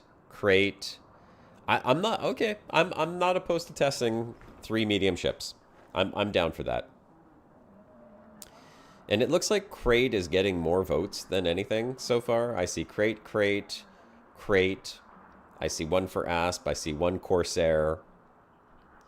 So I guess we go with Krait. Let's do the Krait. I have one here already. Nope, Krait it is. It's a done deal. Okay, let's do some basic outfitting on the Krait and see what we could do. So let's get rid of these pulse lasers. Corsair's good for combat. Yeah, I mean, this isn't really a combat test. That would be a more robust test, I would say. Utilities, we got to throw on our mandatory heatsink launcher. And we are going to throw on our shield booster, OA. We're keeping it the same. Just one shield booster, one heatsink launcher on the utilities. Core internals, we're putting an A-rated power plant. I'm just going to keep it as consistent as I can across all of the ships. So A-rated power plant, A-rated thrusters. The frame shift drive goes to SCO. 5D, 5A, SCO, there we go. Life support goes to 4D. Power distributor is going to be a D.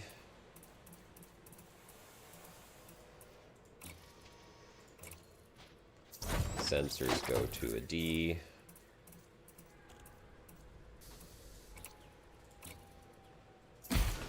And then optionals, we get rid of these. We'll just store them because we don't need all these cargo racks.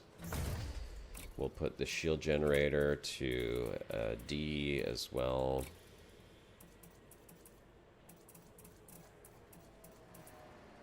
Six. Where's the 6D? There it is, 6D. We will install the vehicle bay. 4G. We'll put an SRV in there. Well, I guess in all fairness, since it has 2 slots, we have to put an SRV and the Scarab and the Scorpion, because that's how it would be. And then, okay, we don't need this. Get rid of that. We will put a Class 5 fuel scoop. 5A.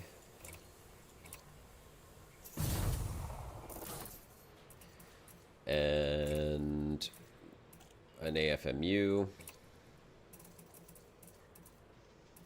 Put a 3A. Are we missing anything?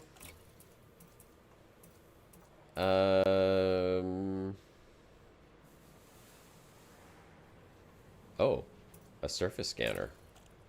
We don't have a detailed surface scanner on there. Okay, definitely need that. That would be on an exploration ship. I think that's good. That's the basics. So we've got all the basics in there. Yep. Okay. Let's take a look. The mass on this is 485. So we are now almost double. No, we are double. We're more than double the Mark V. So we're doubling our weight each and every time here. So our medium ship now, our very first test is going to be the Krait. Let's make sure that our power is okay. Yeah, power is good. And so this is the Krait Phantom. Krait Phantom. Okay. It's 270 tons, but it is a little bit heavier with all the crap that I put onto it. Let's go. Test number 1. We are going to go and do our first landing and see how the Krait handles a 1G planet for landing. So, if you're just joining in, and I know that some folks have just joined in onto the stream, thanks for joining. Welcome to the channel. My name's Commander Josh Hawkins. What are we doing? If you're wondering what we're doing in a Krait right now, well, you kind of missed the first couple of ships that we've been testing. We have been testing ships for common exploration mishaps. How do they perform? How do they handle those mishaps? What happens if you accidentally enter a star's exclusion zone and have to jump out? How much damage are you going to take?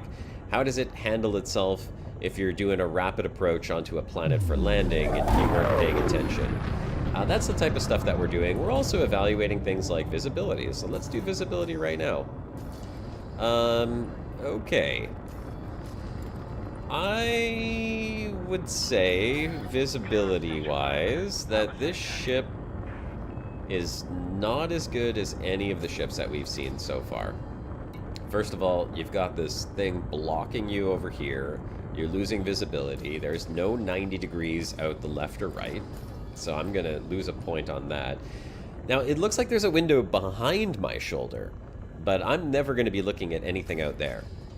So, I mean, if I could walk around in my ship and have a nice little view window there, yeah, maybe those would be nice, but those are serving absolutely zero purpose for me whatsoever as an explorer. Kind of nice that you can kind of look straight up, but it's a very limited view. And, yeah, you do have kind of like a downward angle and an open... There's no crossbars looking forward, so that's kind of nice, but generally speaking... I'd say the visibility on this one is going to rank worse than the other ones because of these giant honkin' metal structures that are protruding out on both sides here, blocking and obstructing my view. I am going to say that for visibility on the Krait, I mean, I gave the Sidewinder average, I gave the Cobra Mark V a 4. I'm going to say that visibility is weak on the Krait. I am not a fan of the visibility on this one. So we're going to say it's a 2. And let's go jump Frameshift drive charging. to our first landing planet. 2, 1, engage. Yeah, you could take a ship launch fighter with you. I'm not using that for the purposes of this evaluation right now, just because not all the ships would have that, and it's not always common for explorers to bring a ship launch fighter. And I would imagine that would also add a bit of mass. I don't know how much mass throwing a ship launch fighter onto one of these things would add, and how much that would affect your jump range. We do have SEO. It's very wobbly in SEO, though. I'm not gonna lie. That is not a smooth SEO experience. We're not ranking for SEO experience, however, so it's okay if the SEO is a little bit wobbly, but it definitely felt wobblier, not quite as sturdy as the other ships. Let's go down and do our first landing. And we're putting each one of these ships through the same sort of testing rigor that we've created a bit of a standardized system here for testing these out. So the first thing that we're doing is we're testing landing on a 1G planet, which is right here. We come down at the steepest angle possible, and once we hit about 1.2 kilometers, start to pull up to try and recover from that descent, and then we see how quick it lands on the terrain. And that's a judgment of how we're scoring this as well. It's like, can it just land just about anywhere? Sidewinder was able to land anywhere it stopped. I mean, literally felt like you could land on anything. The Cobra Mark V also got a 5 on landing. Yeah, both of those are just fantastic for landing. Even though the Cobra Mark V is considerably bigger, it landed just as well. Maybe like 2% worse than the Sidewinder, but it was very easy to land both of those ships. We'll see how the Krait does. This is our first medium ship that we're testing.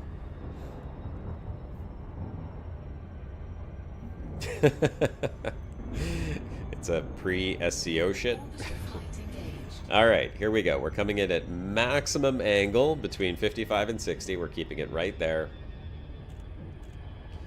I gotta find at least a semi-flat. Oop. Yeah. Okay. This'll do. This'll do right here. We're not going for super rocky, but we're also not going for perfectly flat. So we're using the same planet. It's been relatively bumpy, not flat terrain, so it's a good gauge of whether or not the ship would be able to... Oh, and I need 4 pips to engines and 2 to system. And I'm throttling to maximum when we come in for descent, and I only start to throttle down and recover when we get to 1.2 kilometers.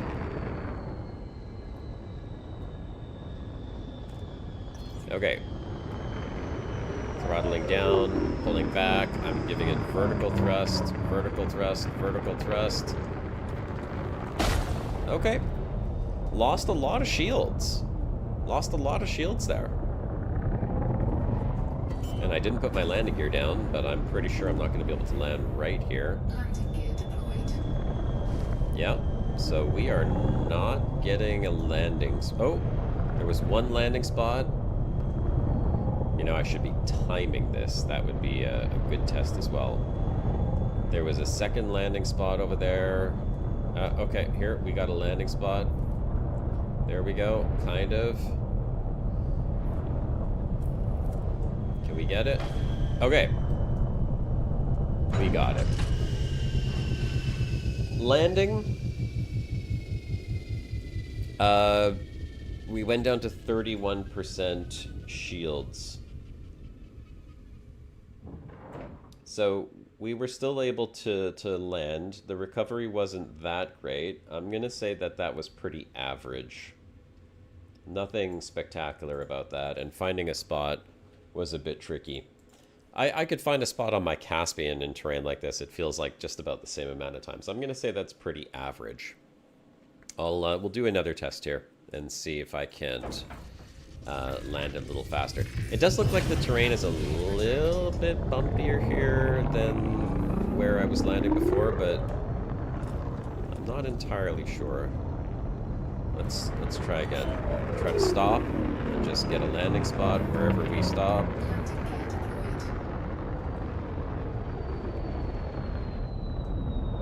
It's heavy though. It's heavy. When I put it, I give it a little bit of vertical thrust, it comes down hard. But, okay, so the landing was okay there. What's the footprint look like on this thing? You know, the landing gear is pretty tight. I mean, it's a medium ship, but the landing gear is pretty tight there. We'll give it one more chance to land here. The second landing was a lot better. Let's just fly a little bit this way.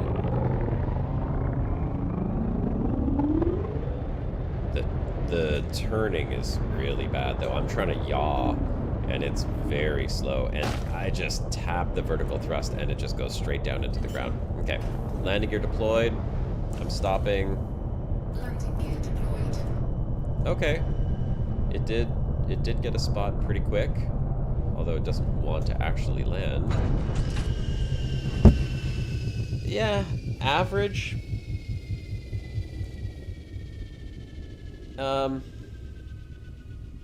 I'm between average and good. I'm gonna say 3.5, because it's not too hard to find landing spots, but it's the heaviness of the ship, the fact that I just touched the vertical thrust and it just like smashes into the ground, that's bothering me a little bit. I'm gonna say 3.5 for landing.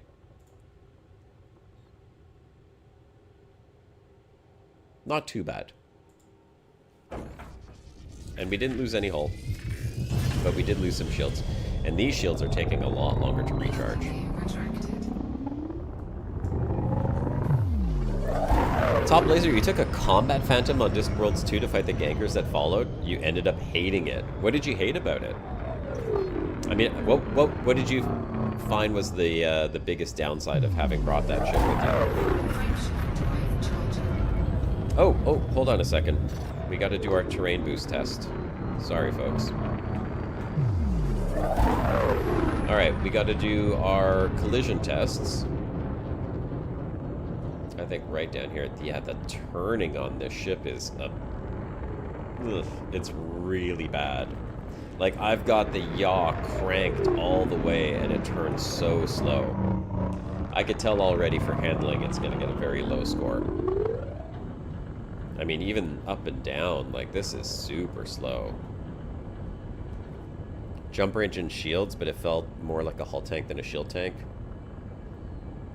Yeah. Okay, well, I can tell you right now, just handling-wise, and it could just be, again, kind of coming off of Sidewinder and Cobra, but I am not liking the handling on this ship. The left and right, the rolling is okay, but up, down, and yaw is just complete garbage. Okay, shields are at 100%. We're going to do a little side swipe test here. max thrusters hit the side.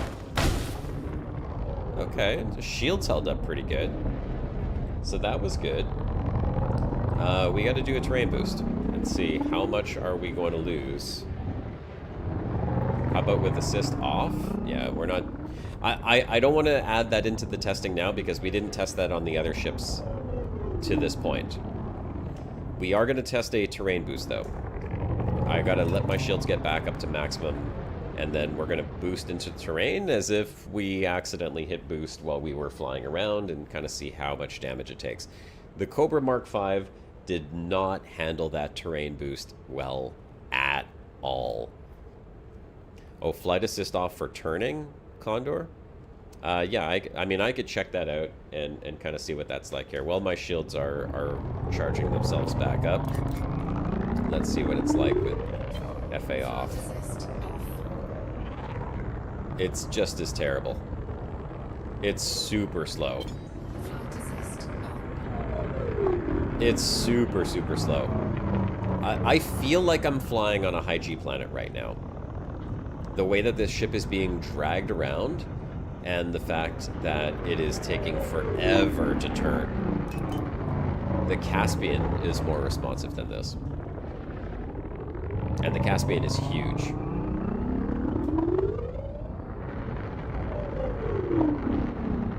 You missed your boat. Tetsumi, which one did you want to see?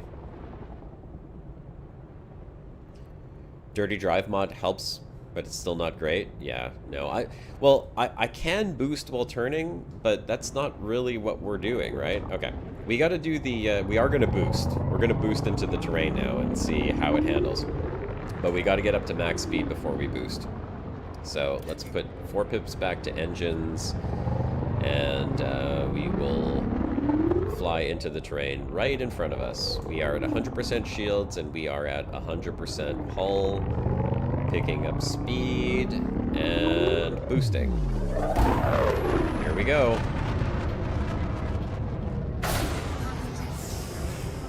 Ouch.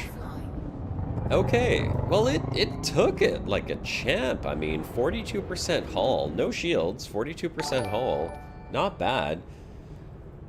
Glyn Royds, thanks for the sub. Appreciate it. 42% hull on the terrain boost. So that is a 58% loss. That is the second best so far. Cobra was definitely the worst. Cobra Mark V lost 86% of its hull, and the Sidewinder lost 35% of its hull when we boosted into terrain. So the Krait, at least for that, is so far coming out in second place. All right, let's go. I think that's good for the 2 collision tests. Landing, we've done. Let's get our shields back up. We've got visibility. We're gonna go test our heat for fuel scooping, and then we'll go do our medium and high G planet landings and see how it handles. Hopefully it survives. I don't think it's gonna survive the high G planet landing. Not at 42% hull. Although, I mean, the shields are okay, I guess. Frameshift drive charging. Yeah, Tetsumi the Cobra. Let's see, I can give you a quick recap. I mean, it's more fun to watch it, but the Cobra lost a lot of hull on... Actually, no. Where did the Cobra lose? The Cobra lost... well, we lost the Cobra. It was gone. It failed the test when we were on the high G planet. It took a lot of damage on the high G planet landing. But then just trying to fly around, I could not get it to pitch up on that high G planet, and we lost control at sub 50 meters, and it was a complete loss. So we restarted in station with that one. Again, these are not engineered ships, but they're not stock either. They're slightly modded. If you're a commander who's just new to the game and you're looking to take one of these ships out and you're throwing a few of the modules on like I did here just to make it into a half-decent exploration ship, this is basically what you would expect. Alright, we need to go to our next system for our high-G landings. Right up there.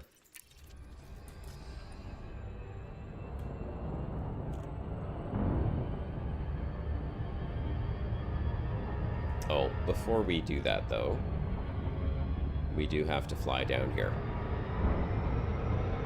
Alright, so we'll do our heat test on the star. This is the one we tested on. See how it handles. Put our pips back to engines. You know, technically, I mean, I have to leave it on engines now because that's what I was doing. But technically, I would probably have pips to systems at this point. That would help with the heat mitigation, I think. Call me crazy. All right, we'll do the fuel scoop into the exclusion zone. I know we're gonna take 1% damage here. There's our 1% damage. Alright, we're gonna wait for our cooldown on FSD.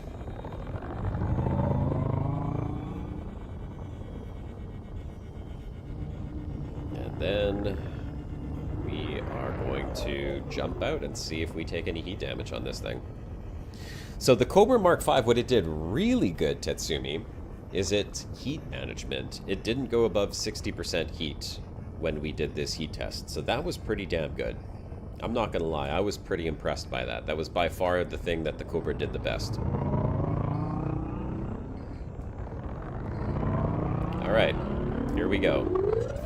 Frameshift drive charging.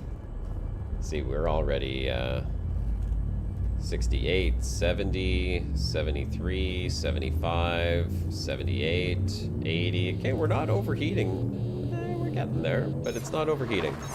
87, 90, 92, 95, 97%. So we got to 97% heat there.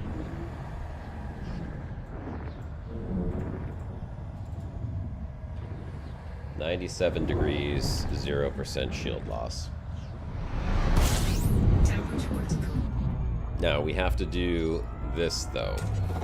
Fuel skipping. Oh, we can't jump and fuel scoop right now. We have to go do the planets. We'll do the landing.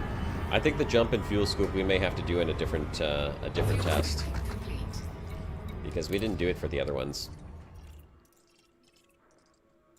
Uh-oh. What's going on here? Did I go to the wrong system? HR 4979. Where the hell are the planets?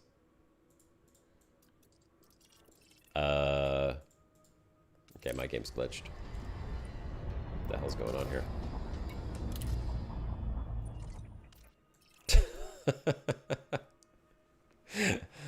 I've got no planets. The planets I want to go to have decided that they are no longer here.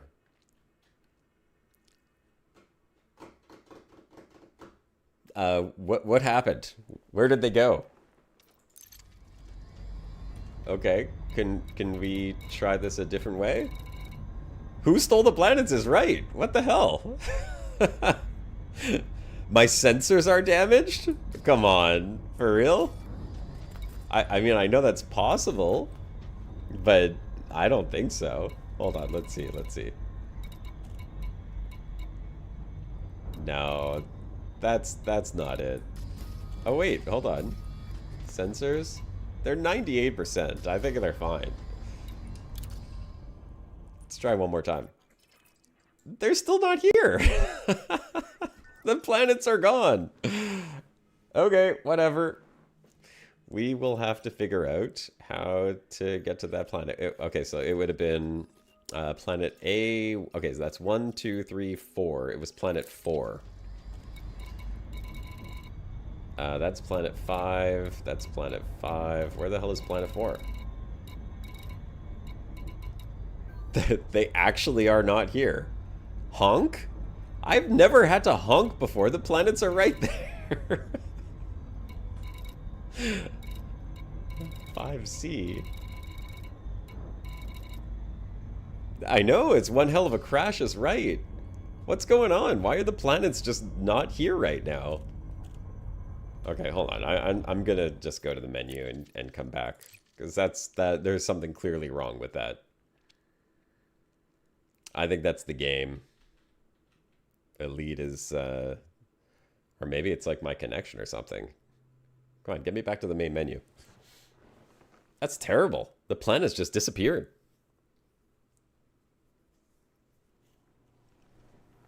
Okay, let's try this again. Planets, please. I mean, the Krait looks nice, kinda. It's weird. I don't know. Aesthetically, it's not my favorite ship. Let's see. Okay, the planets are still gone. What the hell? Guys. Why are the planets just not showing up right now? Spike, can you go to one of the planets so that I can just go to you? Because I don't know why. I don't see him. They're not there. And I don't know if I have a D scanner on this ship. Do I?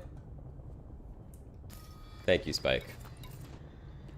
I have a D scanner. I will honk, but I don't think that's going to make a difference. Let's see. You think it is sensor damage? For real? Could it be? Well, they should still be showing up here on the nav panel. Which is probably what... No, it's not one of these, because they were not that far away.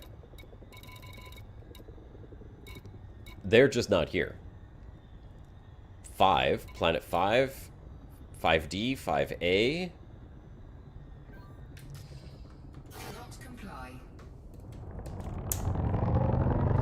Frameshift drive charging. Do a reboot repair? Okay, I'll do a reboot repair on the ship.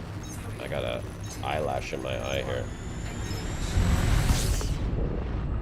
A reboot repair on the ship. Oh, I'll probably have to drop out of SEO for that. So how do I do that? How do I reboot the ship? Over here. Reboot repair. Oh, yeah. Okay.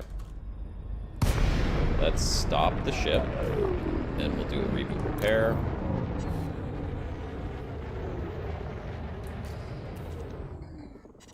Okay. Ship is stopped. Reboot. Hopefully this fixes it. Repair sequence initiated.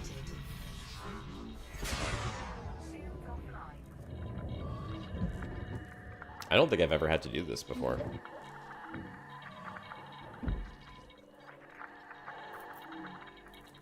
How long does this take? 0 modules repaired. Online. Let's see. Nope, the planets are not there.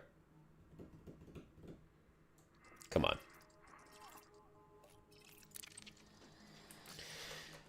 Do I have...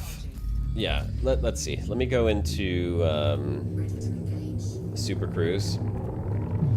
And I'm going to see if I can just scan the system.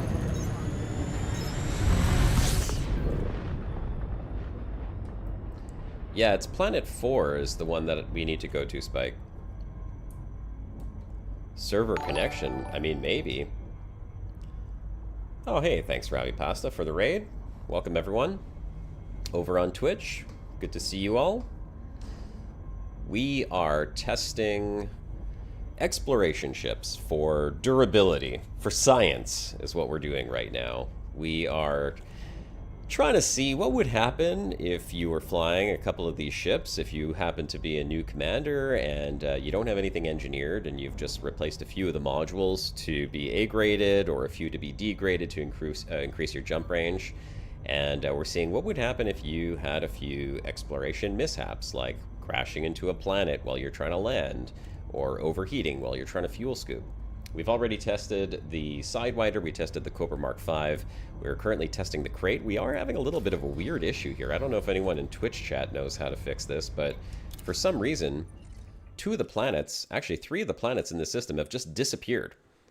We've come back and forth to the system several times. There's a 1.5G planet, and there's a 2.87, almost 3G planet that are supposed to be right here in this location. And for some reason, when we came in here just now, they are gone. They don't show up on the nav panel, and they are not showing up on the solar system panel. Hello. Has anyone experienced that before? Try going into a nearby carrier, maybe to see if it comes back. Yeah, I know. Isn't that weird? Yes, and we are doing it for science. Well, we're doing it for science, and we're also doing it for me. If you're not familiar with myself, welcome to the channel. My name is Commander Josh Hawkins. I've been playing Elite Dangerous since the original OG days, and thanks for the follow, Ravi Pasta. I was out exploring for a couple of years, and this commander, it's the first time they're back in the bubble in about 10 years. I did take a little bit of a break from Elite Dangerous, and I've come back to the bubble for the very first time. I've never done any kind of engineering, so I spent the past couple of weeks live streaming, unlocking some engineers. Okay, you know, I'm going to go to the nav beacon. Maybe we will try that. The goal of coming back to the bubble was to unlock engineers for the first time, to get some engineered modules on some ships, and also to figure out whether or not I want to take a Mandalay or a Caspian or whatever ship out exploring. So for the last couple of weeks, I've been unlocking all of that stuff, and then it kind of dawned on me in the last stream this past Saturday that I might not want to take the Caspian. I was flying it for a little bit, and as a content creator, I do a lot of recording and I do a lot of footage capture, and I was not really happy with the way that the Canopy was laid out in the Caspian. I felt like it was a little bit limited. So I decided that we're going to test out some exploration ships. I'm going to start with the small ones, kind of work my way up, and see which one I like from visibility, from handling, from heat management, to the ability to take some damage if I make a mistake while I'm out exploring. And that's what we're doing today. So we are just kind of testing these out to see where that leads us. And we're streaming on Twitch and on YouTube right now, so you are seeing both chats popping up there on the screen. So I'm going to try the nav beacon. We'll see if this fixes the problem. Hopefully it does. You think I'm going to choose the Mandalay? 99%? I'm not sure, man. I'm not sure. I'm not gonna lie, there is a very distinct possibility that we end up right back in that ASP Explorer like it was for the last 2 years. Okay, hold on, I'm seeing more planets showing up. Hey, there we go, our planets are back. Okay, that is so weird, guys, but at least we've got them back. Let's go. Okay, so we're good. We're gonna go do our 1.5G planet right now and do the landing test, and then we'll head over to the high G planet and do our landing test over there as well.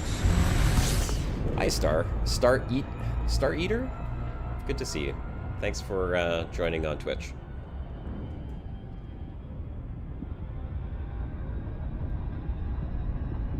You think because I died? You think because the Cobra exploded, Spike? That's the reason why those planets didn't show up?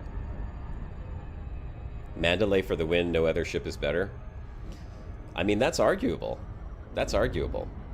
I already bought the Mandalay, and I did sit in it. I have not flown it, but I sat in it.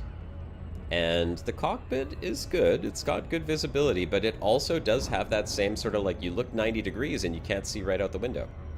We'll get there. I think that's going to be the next ship that we're going to test after we finish the landing tests on the Krait. Right now, the Krait is definitely not ranking up there as my favorite. Oh my god, Minnie! Good to see you, brother! Man, it has been a minute! I like how you changed your name, by the way. That tiny dude. Good to see you. So why you pick ships and do the test and do not test the rest? Sort of, where's the point? Well, because I've been streaming since 11:30, and if I wanted to test every single ship, we can't do that in a single stream, right? So space clips, I gotta kind of limit how many we do. I think for today we did 2 small.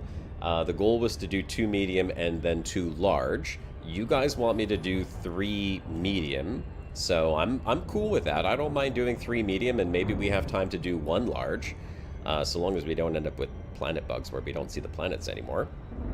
But I mean, I don't mind continuing this on the next live stream as well. So next stream, we can continue this ship testing. And for anyone who's just joining in, this is how we do our landing test. We come in at the steepest angle possible. MJ, thanks for the follow, appreciate that. We come in at the steepest angle possible.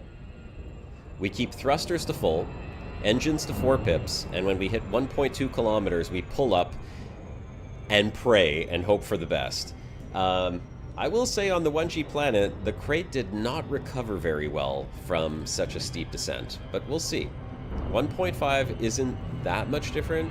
I'm anticipating it's going to be about the same thing here, but I am not hopeful for the 3G planet. I think that the Krait is going to meet its end very shortly here. Okay, we're coming down. 4, 3...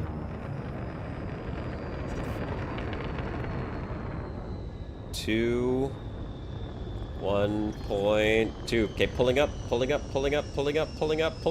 and belly. Oh! Well, there's your answer, folks. It is not even going to make it to that high G planet. All right, so destroyed on 1.5 Gs. Yeah, oof. Star Eater, yeah, I have a voice for radio. Yeah, my best friend says I have a face for radio too. Good buddy of mine, right? And thank you, appreciate that. Okay, so that's a fail. Let's put that on the spreadsheet. That is a big F. Where are we here? Krait Phantom 1.5. Now, granted, we only had 42% hull, right? So it's not a completely fair test. If we were at 100%, it might have survived. But that's not what this is about. We're going until the ship fails. That means it did not even get to the high G test.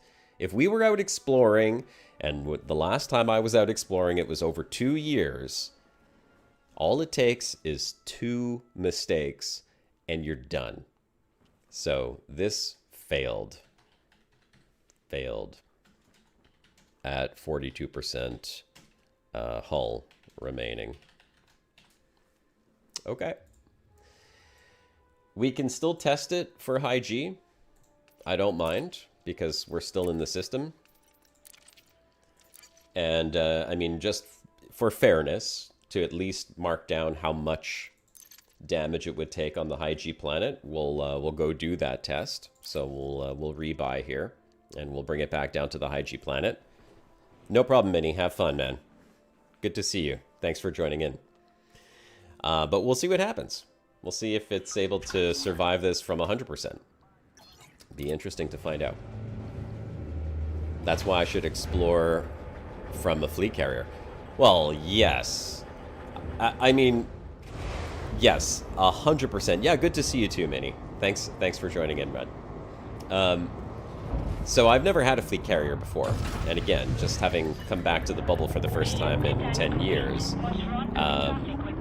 that's one of the things I want to do while we're here in the bubble, is test all these ships, figure out what it is that I want to fly, and then get a fleet carrier, and then make my way back out into the black for the next 2-year exploration journey, or however long it takes to do all the things that we want to do out there. But we're going to do it with a fleet carrier so that we do have that reset point.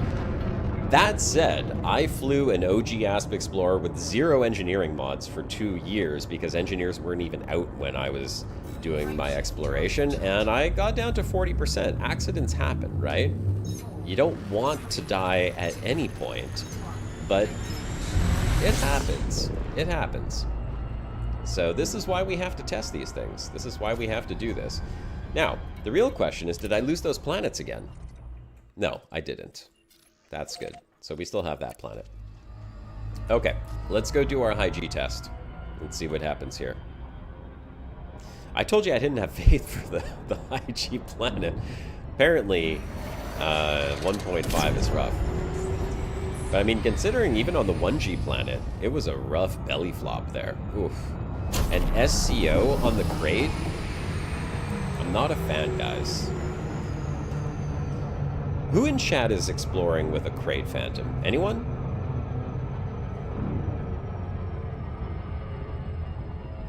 Oh, has the video been posted yet? No, it's going to be a short, Top Laser. I'll post it on YouTube as a short.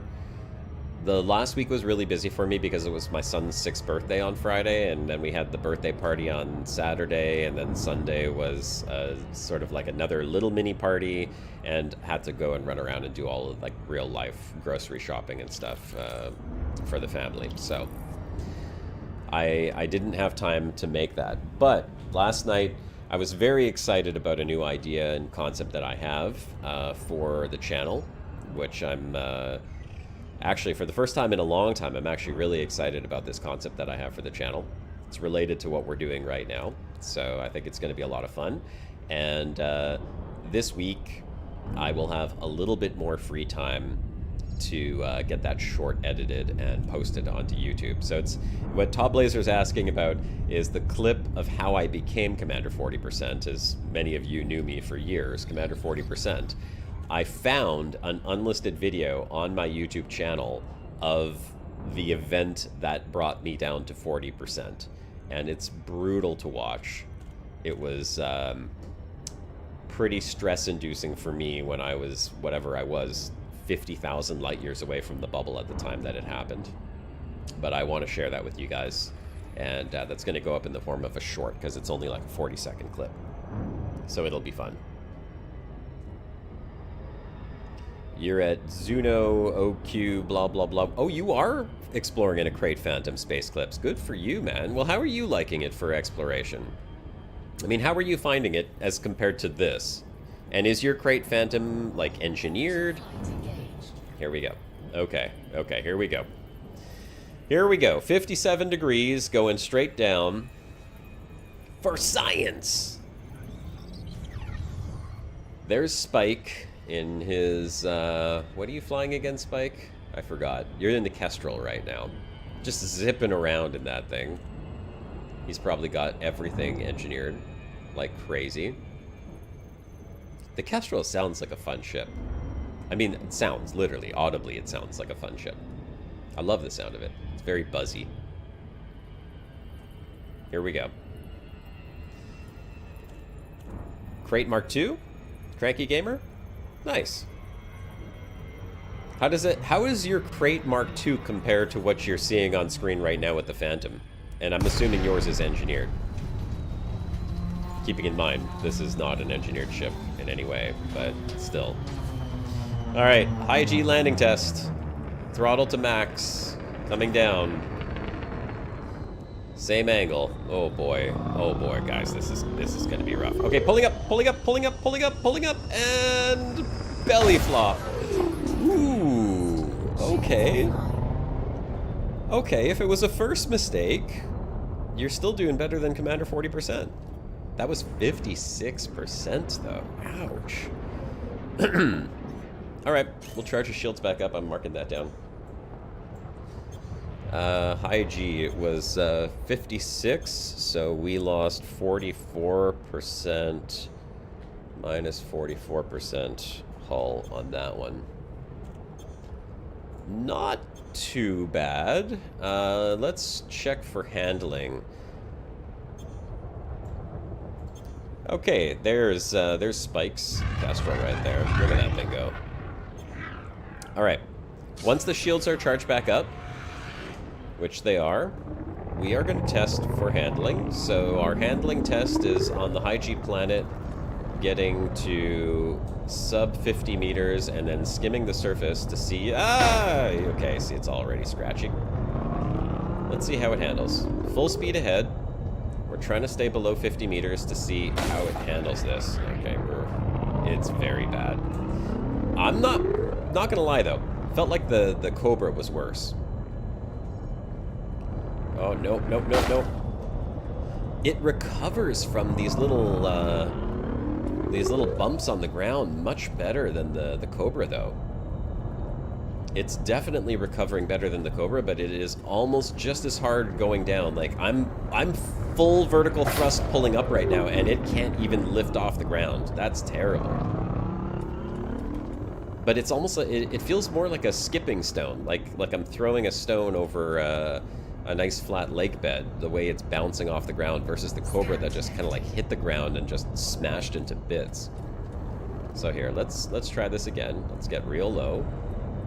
And try to just keep the nose over the horizon and see if it can actually manage to fight these Gs. Yeah, Spike, you should get ahead of me, brother. You should get ahead of me so we can see that little Kestrel zipping around. Okay. It's not bad. It's not bad. Better than the Cobra, for sure. For sure better than the Cobra. I mean, look at this. I'm not dead yet. The Cobra was just smashing into the ground like crazy, so... Oh, bad terrain loading there. Here, a little dip down. Let's see. Can it recover here? Recover. Oh! Okay. Alright. Handling. Sub 50 meters. Full throttle. High G planet. I am going to give the handling... good. I don't think it was excellent, but it was better than the Cobra. And it was, what did I give the Sidewinder?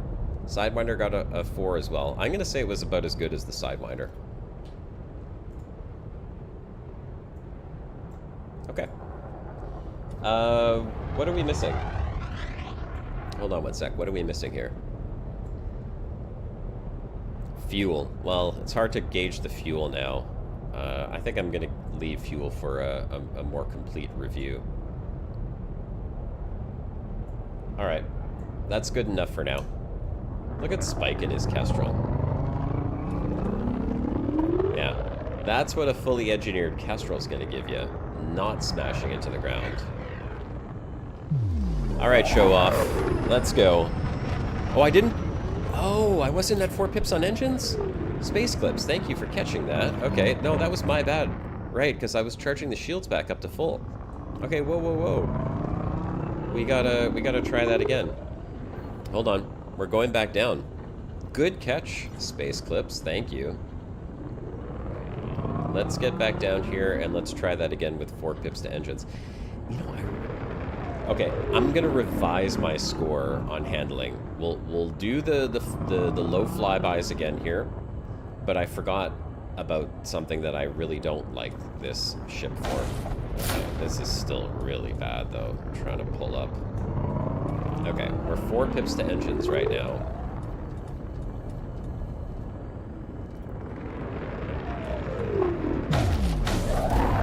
Okay, this is...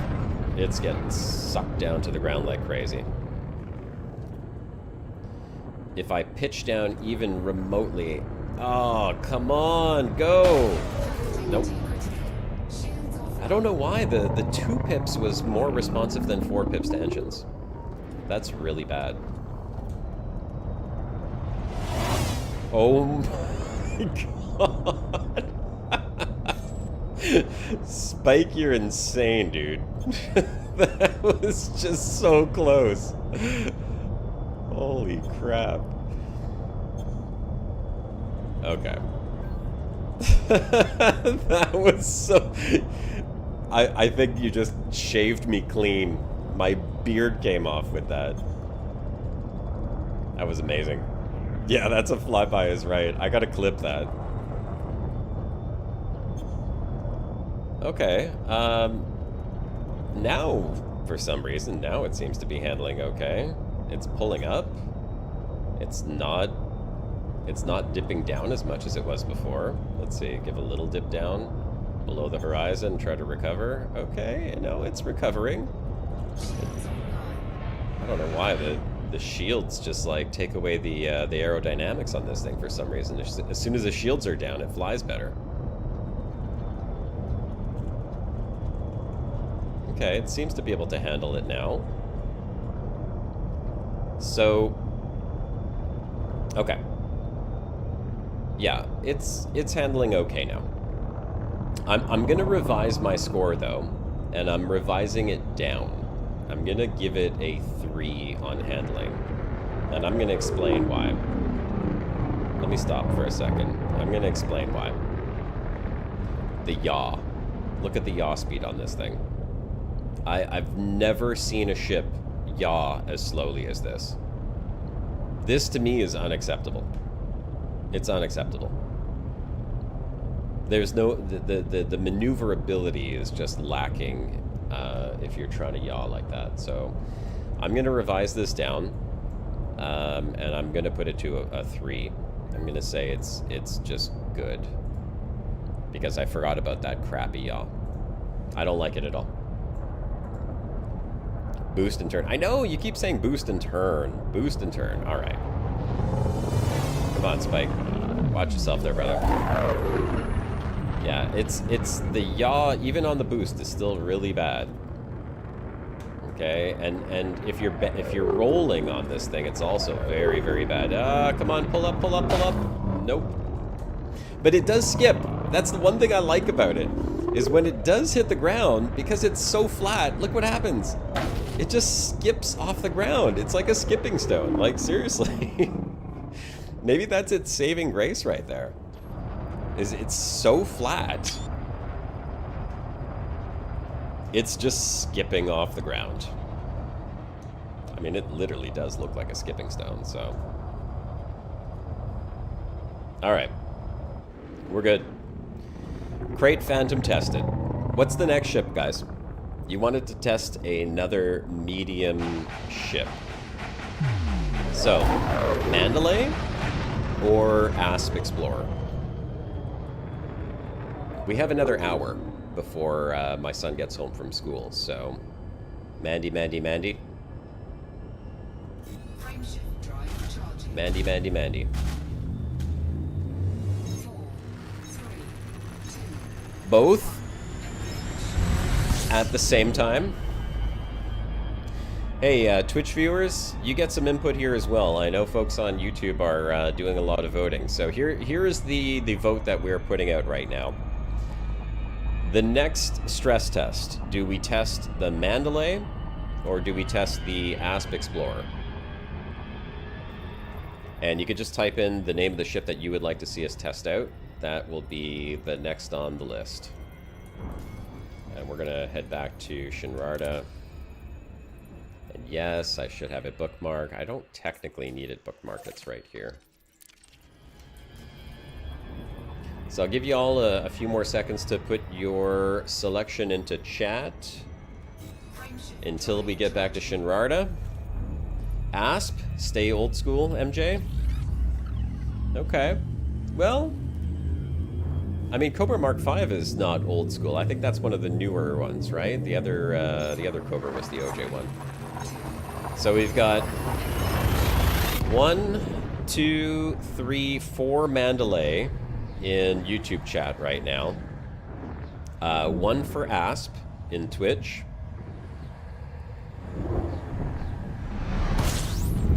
Let's get a few more votes. We still got time. I gotta come land here.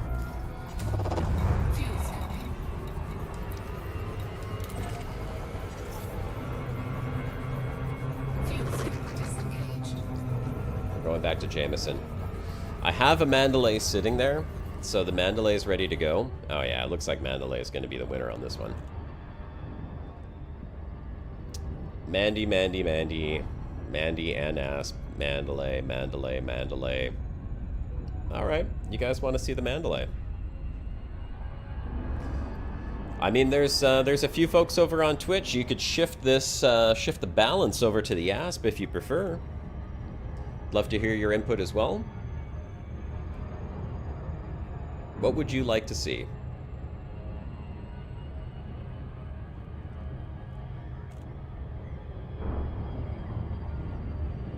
MJ, I love the Asp, by the way. I mean, I would definitely give it, just on a personal rating, I would give the Asp a lot of points. Barry Manilow says Mandy. All right. I see how it is, boys. I see how it is. Mandalay earned you about $2 billion in Exo in one trip. Dang. Yeah. Okay. Oh, you want me to see the Mandalay? Okay. I see. This is for me that we're doing this, right? You're curious about the Mandalay as well, Devil Sons? Okay. I mean, I see where we're going. It's Mandalay all across the board. Folks over on Twitch are a little quieter than you all on YouTube. You are the much more vocal group by far.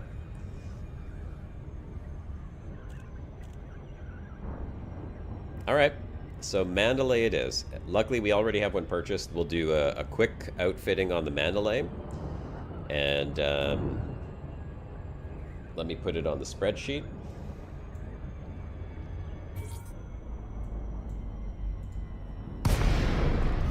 Mandy it is. See what all the rave is about, you guys. Keep talking about the Mandalay. I know you're trying to convince me to take it out. I guess we'll see what we think about it.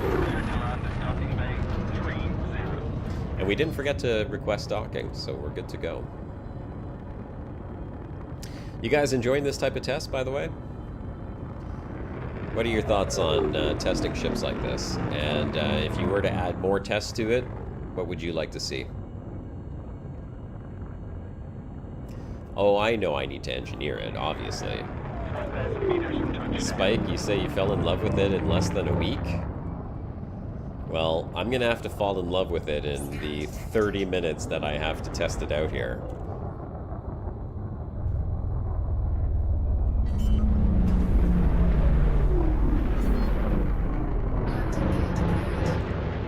What the heck is landing pad? What am I? Landing pad 30. Why don't I see landing pad? Oh, there. Down at the end. The hum of the engine boost alone is enough for you to use it for most tasks except for mining. Okay.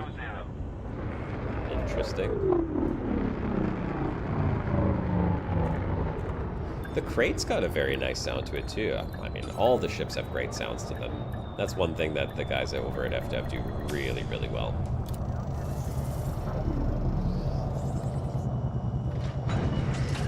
What's the ship in the thumbnail? That is the ChatGPT version of whatever ships it thinks it is. I don't know. I haven't taken a close look at it. I made two versions of the thumbnail. All right. Mandalay. Here it is, folks. Let's bring her out. And let's give her the outfitting treatment that we did to everything else. So we will remove the hard points.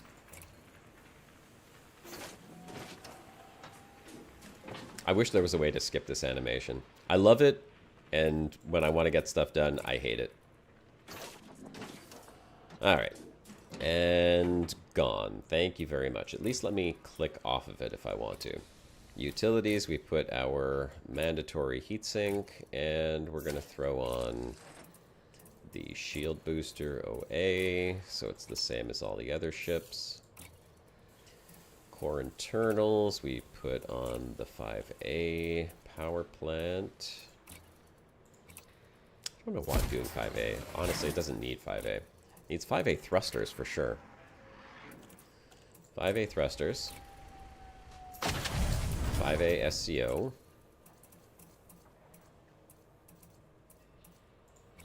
Nope, that's a 5B. 5A SCO. Life support is down to a 4D. Power distributor is going to go to 5D.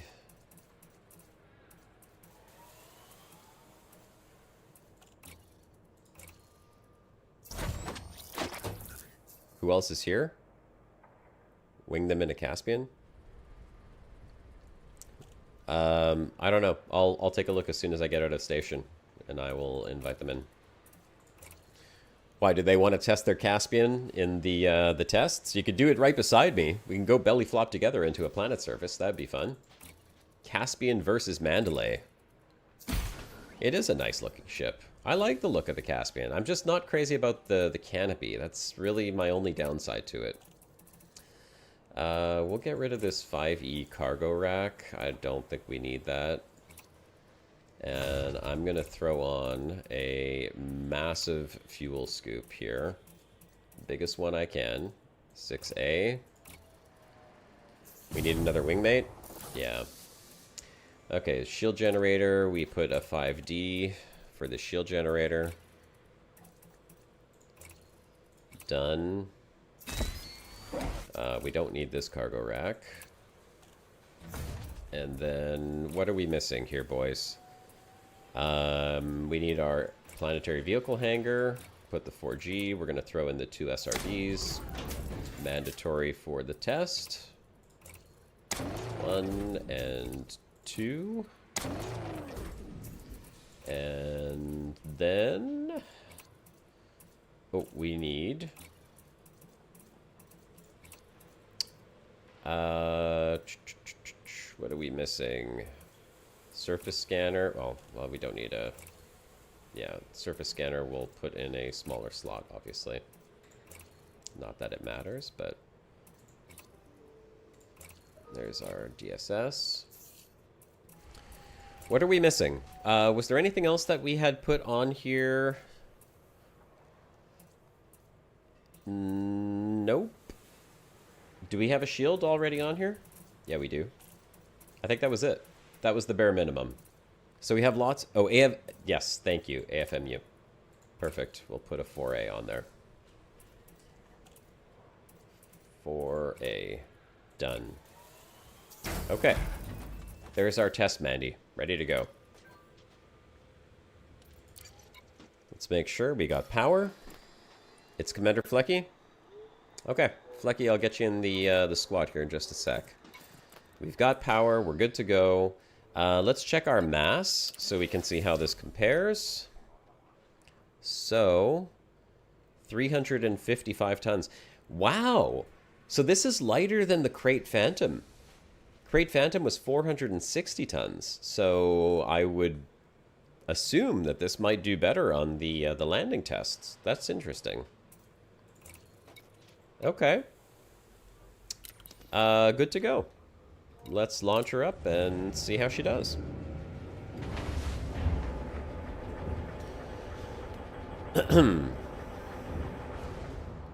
Flecky, how did you get into the private group? Were you in there already? From years ago?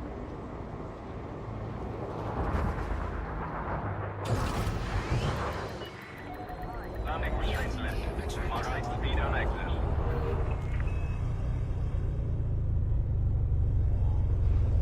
Oh, it's the maximum mass? Alright.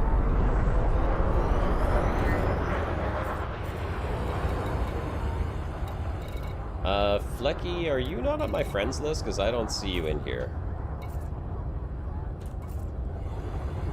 Yeah, if you want an invite to Wing, you gotta shoot me a friend invite. Because I don't have you on here. And I don't see you in the instance either. I only see Spike in here. The bigger the difference, the better the flight model in all ways. Okay, good to know. Alright, so, first flight test. Planet A1. Let's go.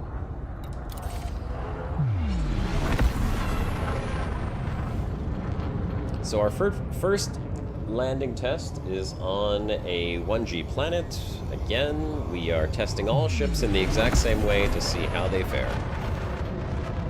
Yes, the boost is nice. We'll do the visibility test here. We'll give it a visibility ranking as well once I get into Super Cruise.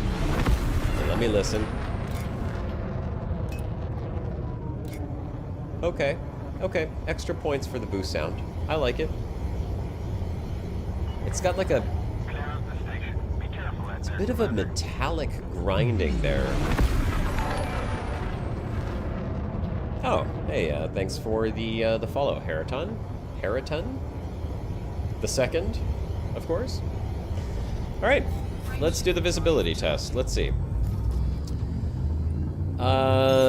Okay, looking up, obviously really nice. I mean, it's got that bubble canopy, and the crossbar, not bad. It's rather thin, so it's got a very nice front view, and I do like this being able to look straight up and have like a full sky view with no obstruction. I mean, look at that. It almost looks like I'm not in a ship when I go up like this. You can't see anything. But the 90 degrees missing. It loses a point for that. And it does have a nice little window down there too. I guess for planetary landings, it's minimal. I mean, it's just straight where your feet are. But it's okay. Okay. I'm gonna give this, for visibility on the Mandy, I'm gonna give it a good. I think it's good. You could see down, you could see up.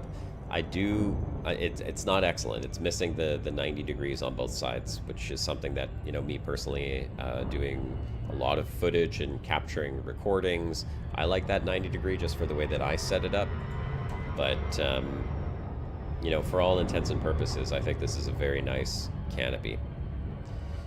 Obviously, you can feel the bubbliness of it compared to the Cobra and the Sidewinder that feel a lot more sharp with their angles. This definitely has that round feeling because of the round crossbar in the front there. And the openness of the top here is really nice. If I was going to fly around anything and wanted to get a view, I would just look up and just fly around in a circle like that. In fact, maybe that would be a way for me to do my video. Just having to change the angle that I'm used to doing it at, but yeah, possibility. Looks great in flight, but kind of silly once it's on the ground for some reason. Okay, well, we'll see.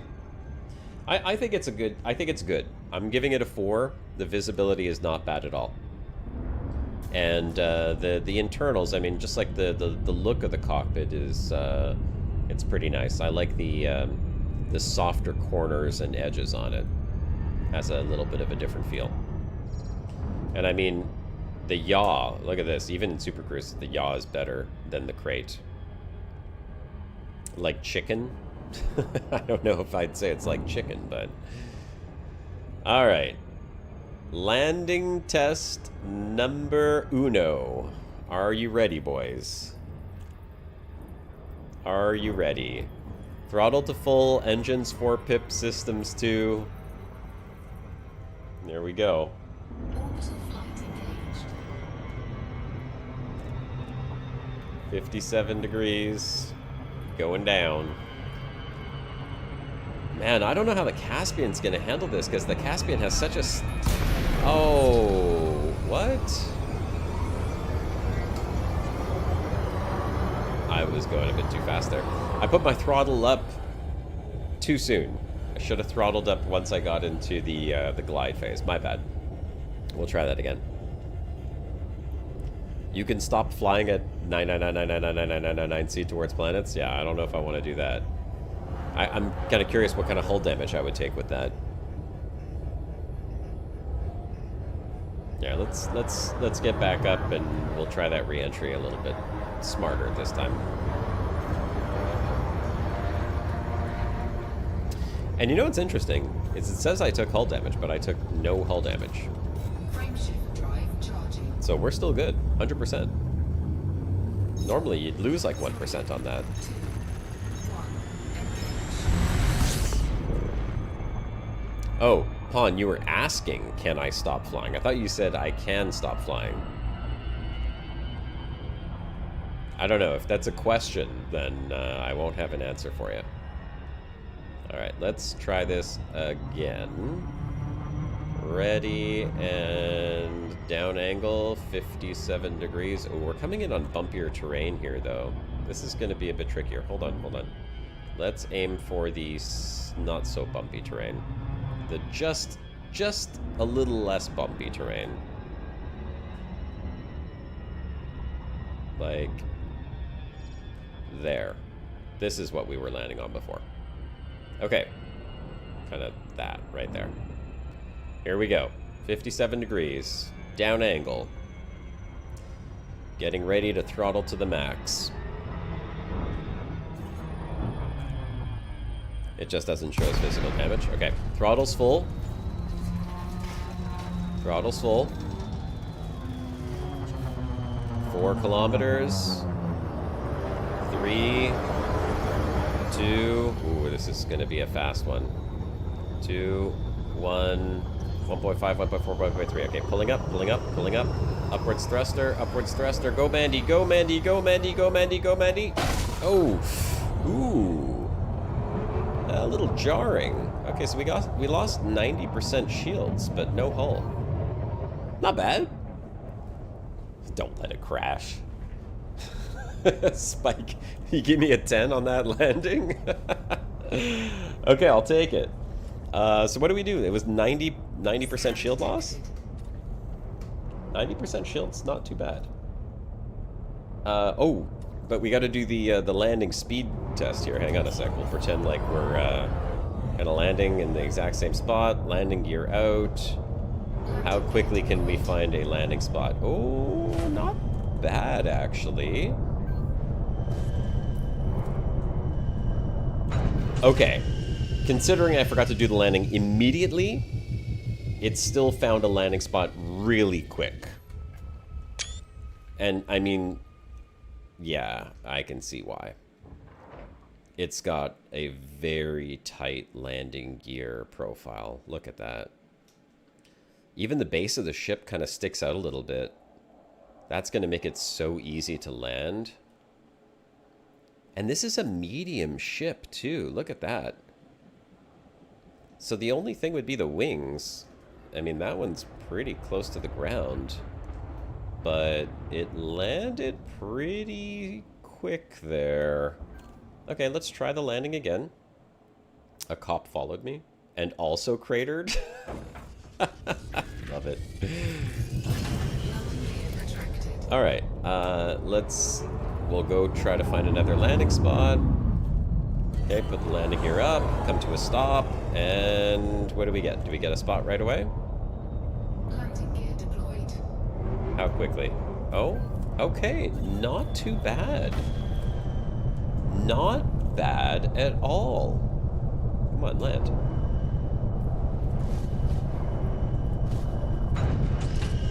That's not bad, guys. I mean, for a medium ship, look at that. I'm impressed. I mean, this is, obviously, it's not a Caspian. The Caspian is just a big, fat, honkin' booty on that thing. Is so hard to put down. Not bad. Okay, and this is not flat terrain. I mean, this is pretty bumpy terrain here. Andy, I got the Mandalay best explorer in the game. Okay, everyone's trying to tell me this. Everyone's trying to tell me. I get it. Best explorer in the game. I know you guys have been telling me this for weeks.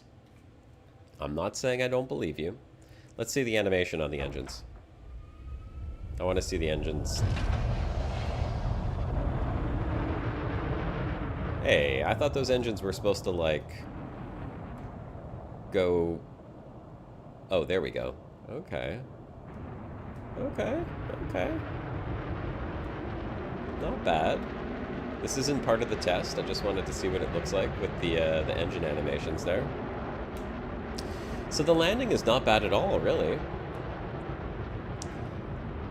We'll do one more. We have to do the third landing test. So landing gear out, come to a stop, and how quick do we get a spot? The stopping is a little slow. Slowing down. We have to go down. Let's see. What does it think about the terrain here? Okay, pretty quick. It's popping up. We're getting blue. Not bad. All right. For landing, I'm going to give it a good. Where are we? Good. Good for landing. Better than the Krait.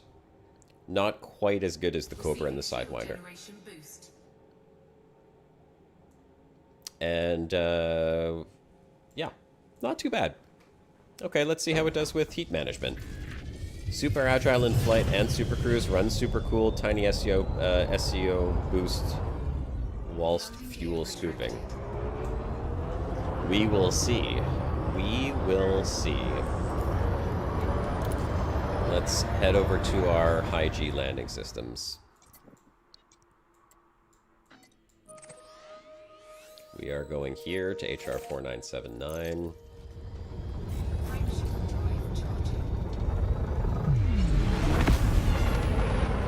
Ah, Infwhale, you are in squad.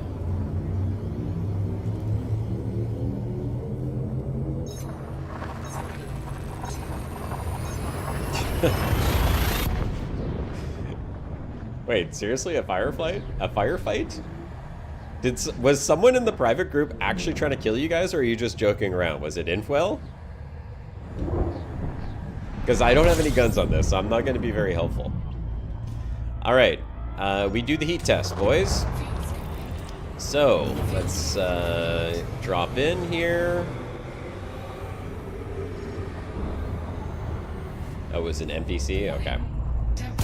There's our 1%. Time for the heat test. We will point up this way. So this is the next part of the test, folks. If you're watching in Twitch or YouTube and you're just joining in, we are testing ships for how they fare with regular old mishaps when you're out exploring. Or I guess just jumping around the bubble, this can happen as well. We have tested the Sidewinder, the Cobra Mark V, the Krait Phantom.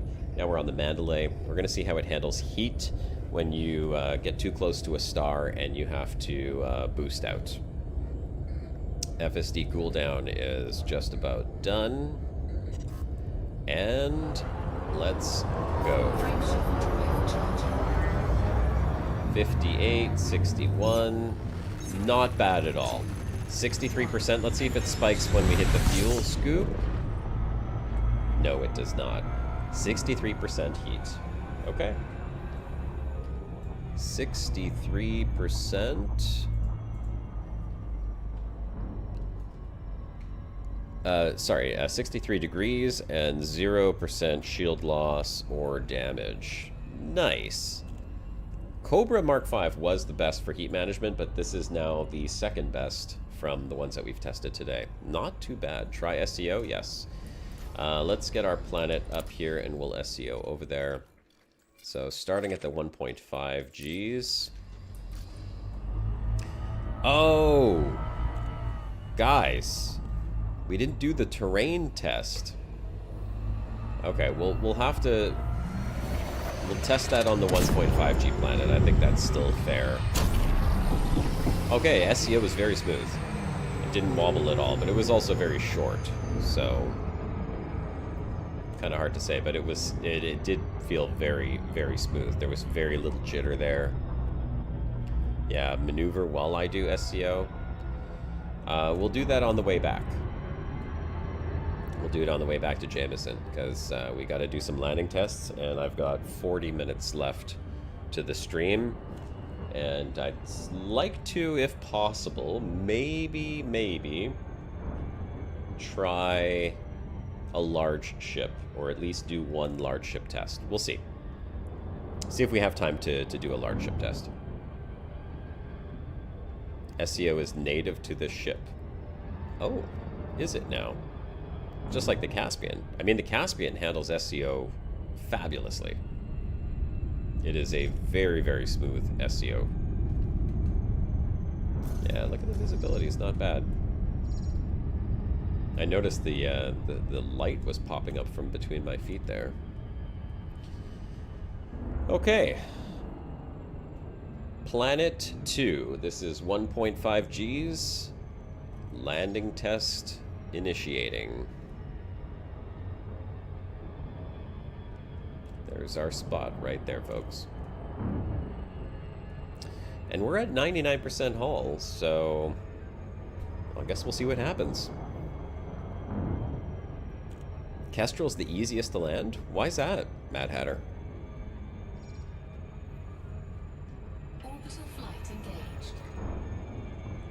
57 degrees. Definitely the Explo Beluga for large. If that's what you guys want, I mean, no problem. I'll test it. It just is. Because it's got fans. It's got prop wings.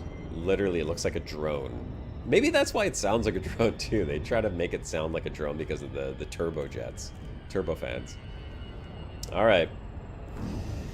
Okay. Place your bets, gentlemen. Place your bets. 57 degrees. Dropping into cruise. Throttling up. Engines 4 pips. Let's see what happens here. 4 kilometers. Oh, this is bad terrain to be doing this. 3, 2. There's a mountain right in my way. Oh! Oh! What? What? No way. No way. No way. No way. That was smooth as butter. Oh my god. That was smooth. I was full on expecting that. We found some little fume rolls here. I was full on expecting that to smash into the ground. So, why did it belly flop on the 1G planet? That doesn't make any sense at all.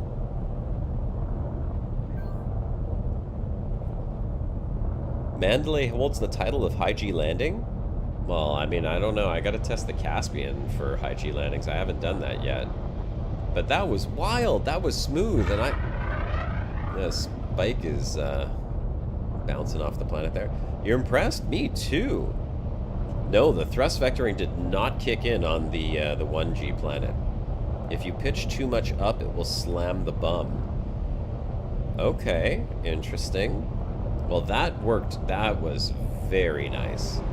That was super smooth. Okay, I'm impressed.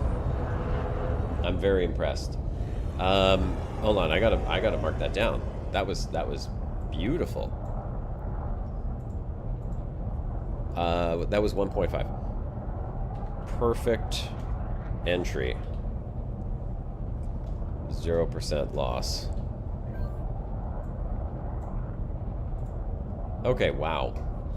Now, we did forget to do the collision tests. So, we're gonna have to do a little bit of that now. Sorry, Mandy. About to get scratched. We'll pick up speed, get to full speed here, and then we'll do a little bump off of this mountain right here, and then we will do the terrain boost and see what happens. Little bump, little bump. Oh. Ouch. Oh, man. Oh, no, it is not going to survive. It's not going to survive the terrain boost.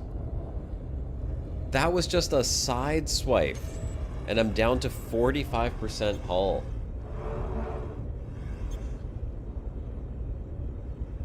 Was it 2? I don't think it was 2 bumps. Okay. Check. Someone just go back. I'm not a fan of simulating crashes either, Mad Hatter, but, I mean, it's got to be done. It's for science. Okay. Can someone just go back a minute on the stream, and if it was 2 bumps, I need to know what was the first percentage that the hull went down to. It hit twice? Okay, I need to know what the hull was at for the first hit. That's our baseline right there. It's not going to survive the terrain boost. I don't think.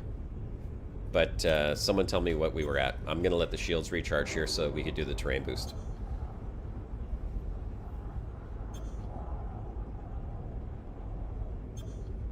I'm telling you, it is not going to survive this. We'll rebuy and then do the high G landing test and see how it goes. Oh, thank you. That's helpful. That shield generation boost is super fast. And someone, please, tell me what the hull went down to. That's awesome. Thank you. You heard 2 hits? I only saw the one, but I trust you guys. 91% hull?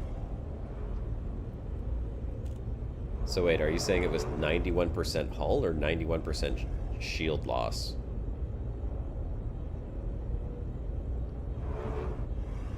Oh boy.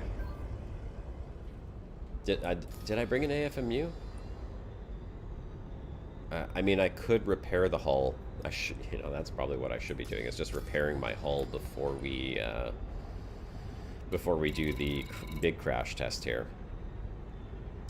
Does anyone have repair limpets? Spike, do you or Infwhale have repair limpets? And you can repair my hull, and then we'll do the... Or do we just not bother and I just smash it into the mountain? I say we just smash it into the mountain. 90-something, but blurry as hell. 90-something. Okay. I'll go back post. But we're going to have to smash it now. Alright, little Mandy. Get yourself ready for a little bit of pain. That looks like a good one right there. Here we go. Oh, okay. Well, I mean, that wasn't bad. That was actually much better than I expected. The terrain boost was pretty good. I mean, I only went down like 30% hull there. Okay. That's decent. Yeah, I know it hit once that time. Okay, so 30% hull lost on terrain boost. That's not bad at all. And we survived. We're not surviving the high G planet landing unless this thing pulls off some miracle with those thrust vectors, vector thrust, whatever the hell it is. We'll see. Let's go try out high G landing. Let's see how it does. Time to make the Mandalay go boom. 3, 2, 1, You think I bumped twice on the... Yeah, I mean, I did bump twice on the terrain boost, but it didn't seem to do much damage on the second bump. 93% confirmed. Okay. So the first one was 93%. That's okay. I'll take 93%. It's so weird how, like, 93% and then drops down to, like, 40%, but then do a full boost into the terrain and only lose 30%. I don't know. It is what it is. Crash test is not 100% reliable, but it gives us a general idea, right? And that's the goal here. General idea how well this ship could potentially survive in this situation. That's what we're going for. All right. Let's go do our high G landing and see what happens. Place your bets, gentlemen. Place your bets. Does she survive the landing? Does the vector thrust whatever on the Mandalay actually help her get out? Or is she gonna pancake and turn into a Mandalay soup? What do you guys think?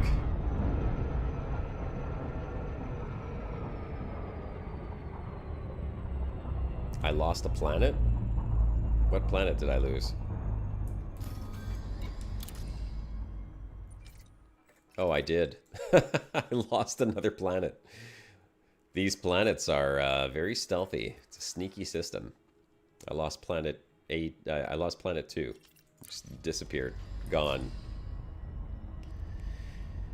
Sander, you're saying low health, it's going to go boom, but the question is, can it pull up?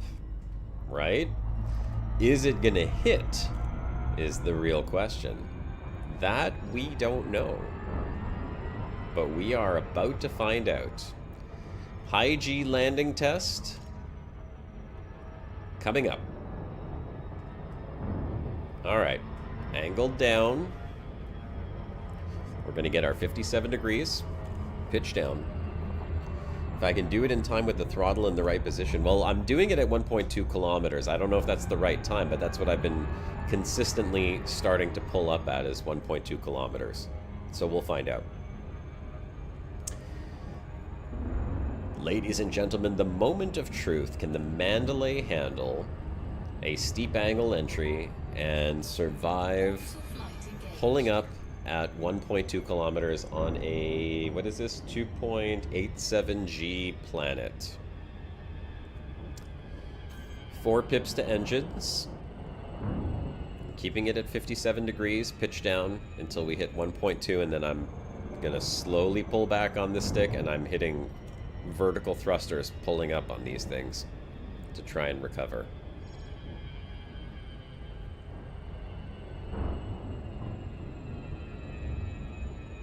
Don't even pitch to level, just use spacebar and brakes. I don't use this. I'm not using spacebar. I'm using a HOTAS. I'm throttling back, and I'm pulling back on the stick to try and level out.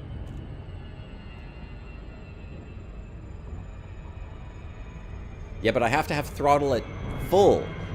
The throttle stays full until I hit 1.2. So throttle is all the way up right now. It's all the way up. I'm at 100% throttle forward. And I only start pulling back on that throttle when we hit 1.2. 2. Oh, this is going to be bad. I can tell already. 1.2. Okay. Pulling up, pulling up, pulling up, pulling up, pulling up, pulling up, pulling up. Oh, it's not going to make it. Oh, it survived! Oh my god. It didn't even take damage. Holy crap. 99% shield loss. How about that? Okay, I'm impressed. That is wild. Okay, hold on. Let's stop the ship. I'll let it recharge the shields. We'll do the handling test here on the high G planet. What happened to my spreadsheet? Okay, wow. High G. Minus 99% shields. 0 hull loss. Nice. You want a full apology for doubting the Mandalay? I'm not doubting it. It's science. I don't believe until we do the science, okay? I'm sorry, guys. I'm sorry. Forgive me, please. Okay, not bad. Good old Mandy. Survived the entry. Wow. It's the space Toyota Hilux. Okay. Alright, alright. Shield generation boost. Oh, thank you. Thank you for the shield generation boost. Appreciate that. I'll put full pips back to engines. We are going to do the sub 50 meter handling test now and see how it flies over the surface of this high G planet. If it's going to get sucked down and hit every peak, I don't know. Let's find out. All right, full speed ahead. Let's get sub 50 and see how it handles these little peaks and ridges on the high G planet, if it can actually manage to pull up from these. It's such a weird thing to fly on these planets, because normally you wouldn't expect to hit these. Ooh, and it's a bigger ship. Oh, okay, it took a hit. I took a hit. Those shields, though, again, 0, but no hull damage. Hey, Inf, throw me some shield regen again there, please. Scan detected. Or was it Spike that had the shield regen? I don't know which one of you guys had that.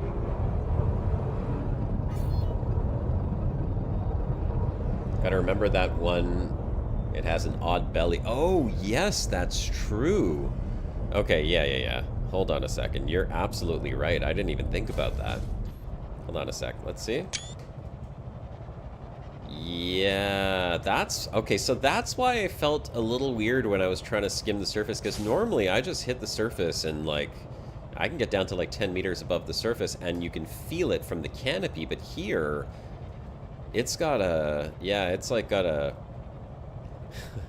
it's got a bump down there. Okay. I don't know how high that actually is. Let's see. How big is my commander in there?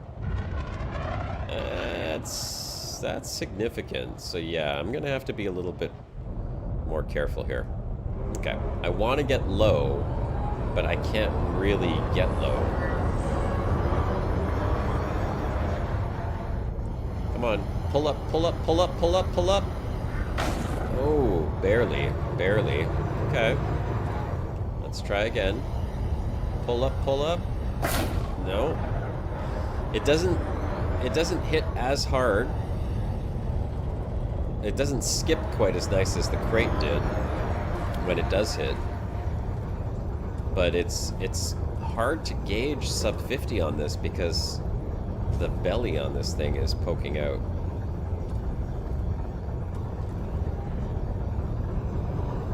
Let's see, there's a little hilltop here. Let's see how it handles this.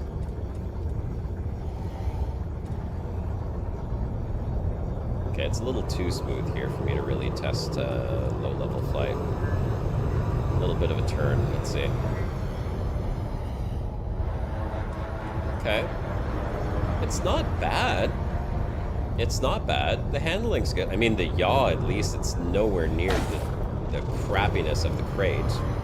The bump recovery is pretty good, too. Yeah, like... Oh, that's it.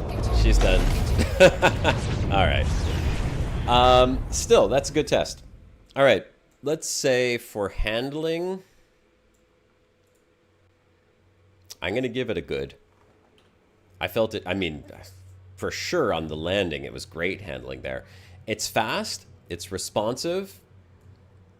I didn't really feel like I didn't have control, but the high G does suck you down, and that little belly for low-level flight is a little bit tricky. It's not flat, for sure. But not bad. You find it flies better if you angle down a little bit. Well, that's the problem with the high G planets, though, is the second you angle down a little bit, if you try to pull back up, those Gs are actually pulling you down. And one thing that I will say on all of the ships that we've flown so far, and I don't know if it's these ships, maybe it's the combination of the modules and everything that I've put on it. Again, these are just, you know, kind of stock with a few upgrades. But the vertical thrusters, I did not feel were very responsive. I think the best one maybe was the Sidewinder for the vertical thrusters.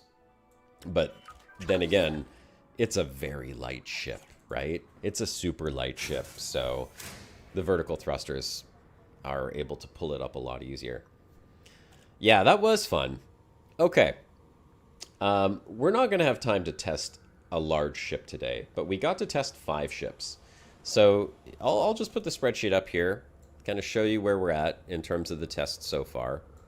Again, I didn't get to test the fuel efficiency on these really, but it was just more observation on the Sidewinder and the Cobra that their fuel efficiency wasn't very good for jumping, but they are very small ships. So Sidewinder had really easy landing. Oh yeah. What was this? 100%? I'm trying to remember if that... I got to go back and see, because I kind of did something stupid. I was trying to put down how much I lost, but on these, I think it was 100% hull. So it didn't take any damage on 1.5. Yeah, I know. 16 mins left in stream. 2.87, I did take some damage on that. The terrain boost, it was a minus 35% hull. Visibility is a 3, so average. Heat, of all of those ships, the Sidewinder had the worst heat management. It even took 1% of hull damage. And the handling, pretty damn good. I mean, it's a small light ship, so I guess it is what it is. But fuel efficiency is terrible on it. Cobra, again, super easy to land. Took a little bit of damage on the 1.5G. Took a bit more damage on the 2.87G. But it took by far the biggest terrain boost damage. It was at 86% there on that one. Heat management, top notch. It was fantastic. 60%. Never went over 60% on the heat test. And the handling was kind of crap on that high G planet. It kept crashing into the ground. Every time I would pitch the nose down for 2 seconds, I couldn't recover from it, and I would just hit the ground, and we ended up burning out just like we did on the Mandalay on the high G planet. Krait Phantom landing, I gave it a 3.5. It was between a 3 and a 4. I wouldn't say it was bad. I wouldn't say it was great. It was just kind of average-ish, maybe a little bit better than average because it has a small footprint. It did fail the 1.5G planet landing. We were at 42% hull, but it was a big hit, and it exploded on the 1.5G. We lost 44% of our hull on the heavy G planet, and the terrain boost, it took a lot. The second heaviest hit there, 58% hull. Heat management, kind of bad compared to the Cobra and the Mandy. I mean, it was like almost 100, just under 100 compared to the 60 range for those two. And the handling, the worst handling of all the ships, in my opinion. Although, if you're doing stupid low terrain running like I'm doing, it kind of just skips off the terrain, like literally like a rock getting skipped over a lake. And then the Mandy had very good landing for a medium ship. Perfect entry on the 1.5G. Didn't take any damage on the high G planet, although it almost lost its shields. But again, super impressive there. Didn't lose its shields completely. 1% shields left. And the terrain boost only 30%, so it actually took the least amount of damage of all the ships on the terrain boost. Visibility, it's up there at the top with the Cobra. And heat management, again, just above the Cobra for heat management. Handling, I gave it a 4. Handled pretty damn good on the high G planet surface. For low flybys, a little bit tricky just because of the shape of the ship, but all in all, not bad. We still have more testing to do, guys. We're not done, okay? We're not done. We still have more testing to do. We got more ships to test. So Saturday, if you guys like this, if you had fun, we'll continue ship testing on Saturday. I got to figure out which ship I'm going to take back out exploring anyhow. So I got to, we got to go through a few more ships. We do have large ships to test. We have I think the ASP I want to throw back in there for the medium testing as well. I am very used to the ASP Explorer, so we'll see how that goes. But that aside, we are going to end the stream here because my son will be home in about 15 minutes, and he's going to want to go ride his bike because it's a beautiful day outside here in Montreal. Thanks so much, everyone, for joining in. It's great to see you all again. Happy Monday. Hope you have a wonderful week. I'll see you all back here Saturday, 3 p.m. Eastern Time for the regular live stream. And for those of you just joining in for those of you who did join in on Twitch from the raid, thanks so much, by the way, Ravi, if you're still around, for the raid to the channel. If you're new to my Twitch channel, I generally stream on YouTube. I've just started the whole Twitch thing, so a follow is always appreciated. And if you want to catch me live, I'm live on Saturdays at 3 p.m. Eastern Time. I hope to see you all there, and we'll do some more ship testing. Thanks so much, everyone. Have a great day. Commander Josh Hawkins signing off.